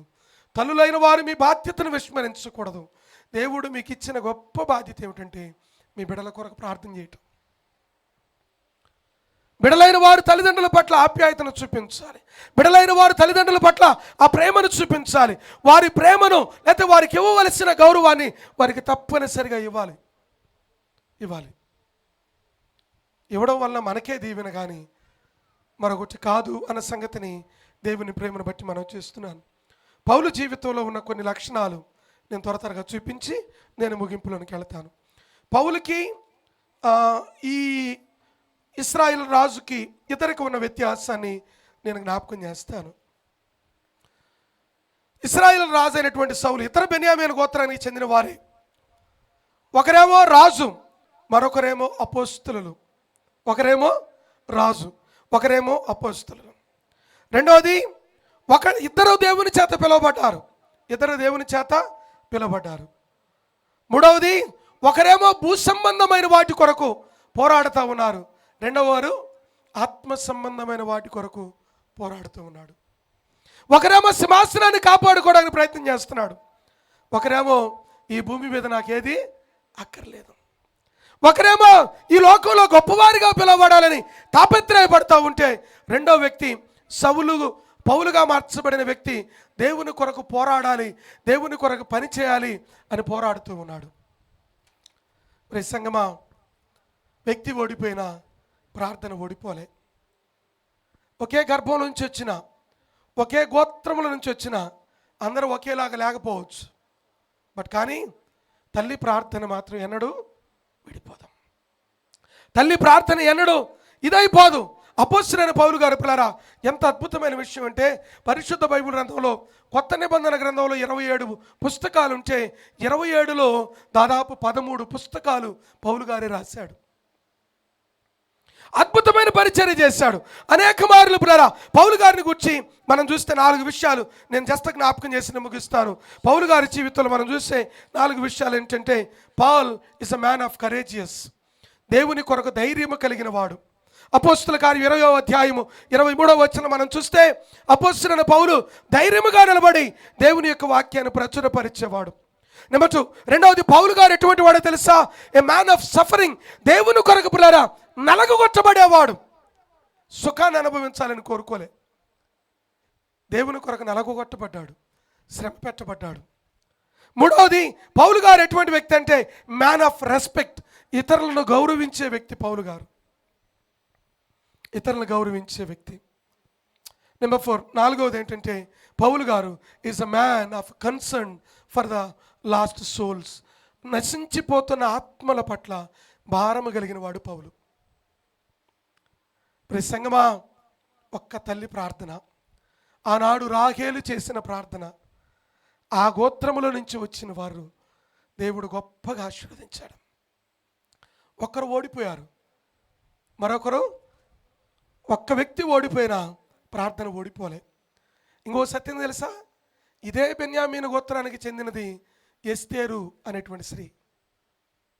రాజు శాసనం చేసి అందరూ చంపబడాలి, యూదులైన వారు బతకటానికి వీల్లేదు అని చెప్పినప్పుడు ఆ యూదులందరి నిమిత్తం 3 దినాలు ఉపవాసం ఉండి ప్రార్థన చేసి కన్నీరు గార్చి దేవుని యొక్క ప్రజలను ఆ గొప్ప శ్రమ నుండి తప్పించింది ఈ ఎస్తేరు అనే స్త్రీ. ఈ ఎస్తేరు అనే స్త్రీ రాహేలు సంతానం, బెన్యామీను గోత్రమునకు చెందినది. తల్లులారా, నీ బిడ్డల కొరకు ప్రార్థన చేయటం మర్చిపోవద్దు. వాళ్ళు తిరస్కరించని, వాళ్ళు కొన్నిసార్లు వినకపోని, నీ బాధ్యత ఏమిటంటే నీ బిడ్డల కొరకు ప్రార్థన చేయాలి. పిల్లలారా, ఒక మాట చెప్పి నేను ముగించనివ్వండి. పిల్లలైన వారు నువ్వెంత పెద్దోడువైనా కావచ్చు, ఎంత గొప్పోడువైనా కావచ్చు, నీ తల్లిని సన్మానించాలి, నీ తల్లిని గౌరవించాలి.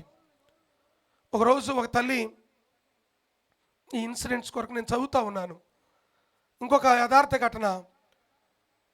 ఒక తల్లికి ఒకే కుమారుడు ఉండేవాడు. సరే, ఆ కుమారుని పెంచి పెద్ద చేసింది.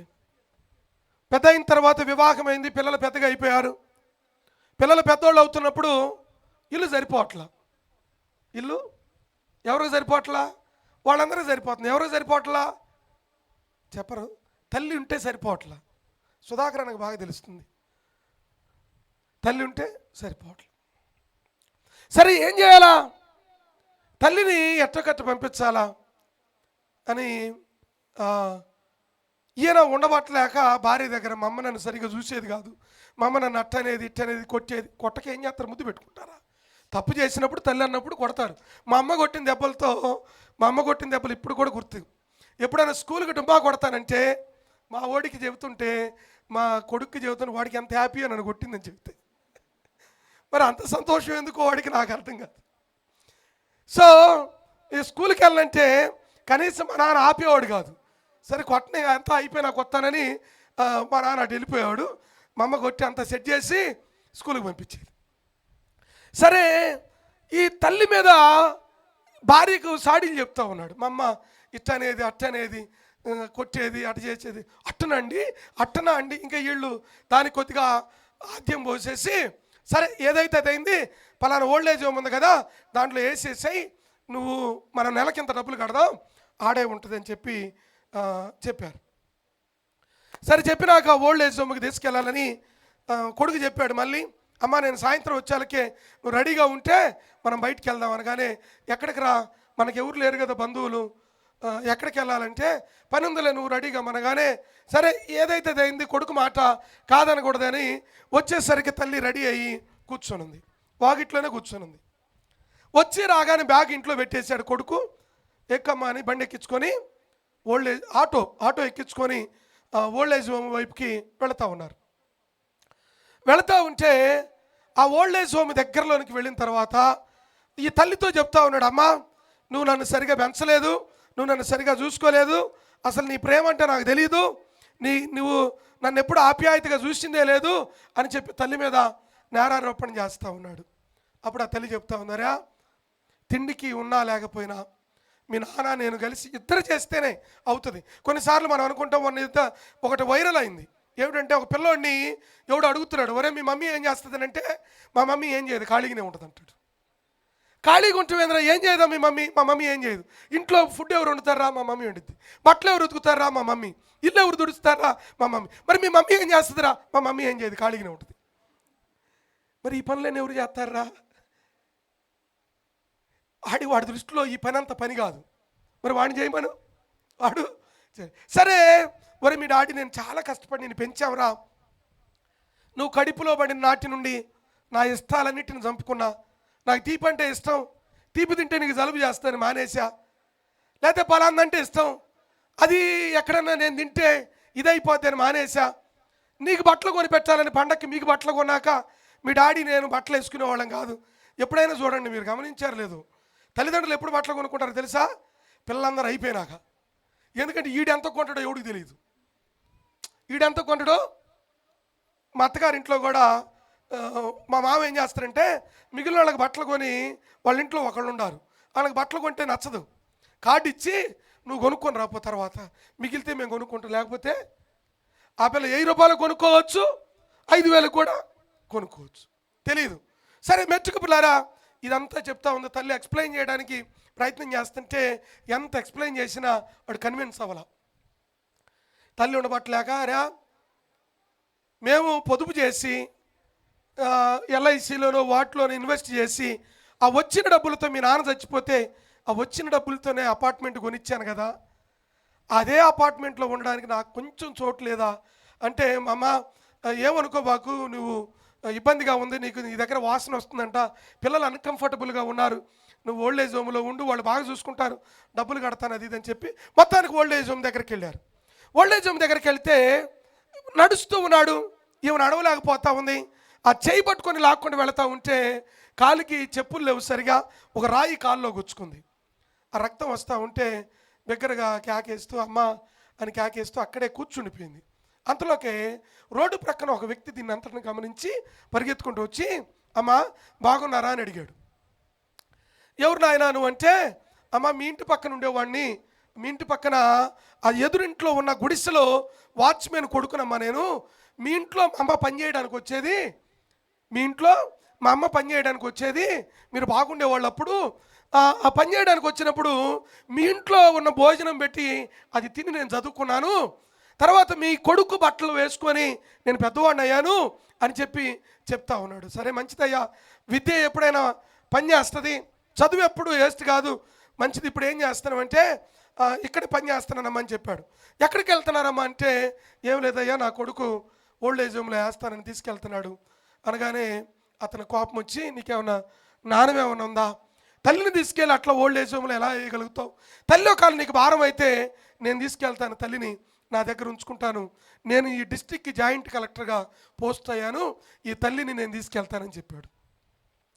ఇతను అంటాడు, ఎవరు ఆ భోజనం తిన్నటువంటి పిల్లోడు అంటాడమ్మా, నీ చేతితో నేను తిన్న ఆ ముద్ద అన్నం, ఆ కృతజ్ఞతను నేను ఎన్నడూ మర్చిపోలేను, ఆ కృతజ్ఞతను ఎన్నడూ మర్చిపోలేను. వెంటనే ఆ తల్లిని తీసుకొని వాళ్ళ కారులో ఎక్కించుకొని వాళ్ళింటికి తీసుకెళ్ళి ఆమె గాయాలను కట్టి ఆ వృద్ధాప్యంలో ఆమె శేష జీవితం అతని ఇంట్లో ఉంచుకున్నాడు. ఒక మాట చెప్పనండి, పిల్లలైన వారు నీ తల్లిదండ్రులను గౌరవించవలసిన బాధ్యత మనది. తల్లిదండ్రులను ప్రేమించాలి, వారిని గౌరవించాలా, నీకు కలిగిన దానితో వారిని అప్రిషియేట్ చేయాలా. వారు నీ కొరకు ప్రయాసపడిన ఆ ప్రయాసను బట్టి thank you mummy, thank you daddy అని చెప్పాలి పిల్లలైన వారు. ఎందుకు చెప్పాలి అని అంటే, నీ కొరకు ఎంత త్యాగం చేశారో అడిగి చూస్తే, వారి జీవితాలను తొంగి చూస్తే, లేకపోతే నువ్వు తండ్రి అయిన తర్వాత, నువ్వు పెద్ద అయిన తర్వాత, తల్లి అయిన తర్వాత నీ తల్లి తండ్రి విలువ నీకు తెలుస్తుంది. అది తెలిసేలోపు నీ తల్లిదండ్రులు నీతో లేకపోవచ్చు. చనిపోయినాక సమాధి దగ్గరకు పోయి బిర్యానీ పెట్టే కంటే అనా, చనిపోయిన తర్వాత సమాధి దగ్గర పోయి బిర్యానీ కావలసినవి పెట్టే బదులు బ్రతికుండగా మన తల్లిదండ్రుల అక్కర్లు మనం తీరుద్దాం. నేను ఎప్పుడు చెప్తుంటాను కదా, మనం పెద్ద అయిన తర్వాత మన తల్లిదండ్రులు వృద్ధాప్యంలోకి వచ్చినప్పుడు వాళ్ళు మనకు పిల్లలతో సమానం, మన పిల్లలలో ఒకరు వారు అన్న సంగతి మర్చిపోవద్దు. రాఖేలు బిడ్డల కొరకు ప్రార్థన చేసింది, బిడ్డలు వారి గోత్రం అంతా ప్రయోజనకరంగా మార్చబడింది. తల్లులైన వారు ప్రార్థన చేయండి ప్రతిరోజు, నీ బిడ్డలను దేవుడు ప్రత్యేకంగా అనేక జనములకు ఆశీర్వాదకరముగా నీ గర్భఫలమును దేవుడు మలుచునుగాక. ఆమేన్. బిగ్గరగా చెబుదాం ఆమేన్. నీ బిడ్డలు అనేకులకు దీవెనకరముగా మలచబడుదురుగాక. నీ బిడ్డలు అనేక ప్రాంతములను ఏలుదురుగాక. నీ బిడ్డలు నీ సంతానము అనేకులకి లైట్గా వెలుగు వలె ఉందురుగాక. మహోన్నతుడా మీకు వందనాలు. మాతో మీరు మాట్లాడిన మాటలను బట్టి మీకు స్తోత్రం. విత్తబడిన వాక్యం మా హృదయంలో నీరు కట్టి ఫలింపు చేయమని, ఇంతవరకు నాయన మీరు చేసిన మేలులన్నిటిని బట్టి నిండు మనసుతో మీకు వందనాలు కృతజ్ఞతాస్తుతులు చెల్లిస్తాం. యేసయ్య పేరట అడిగి వేడుకొనుచున్నాము తండ్రి. ఆమేన్. ఆమేన్.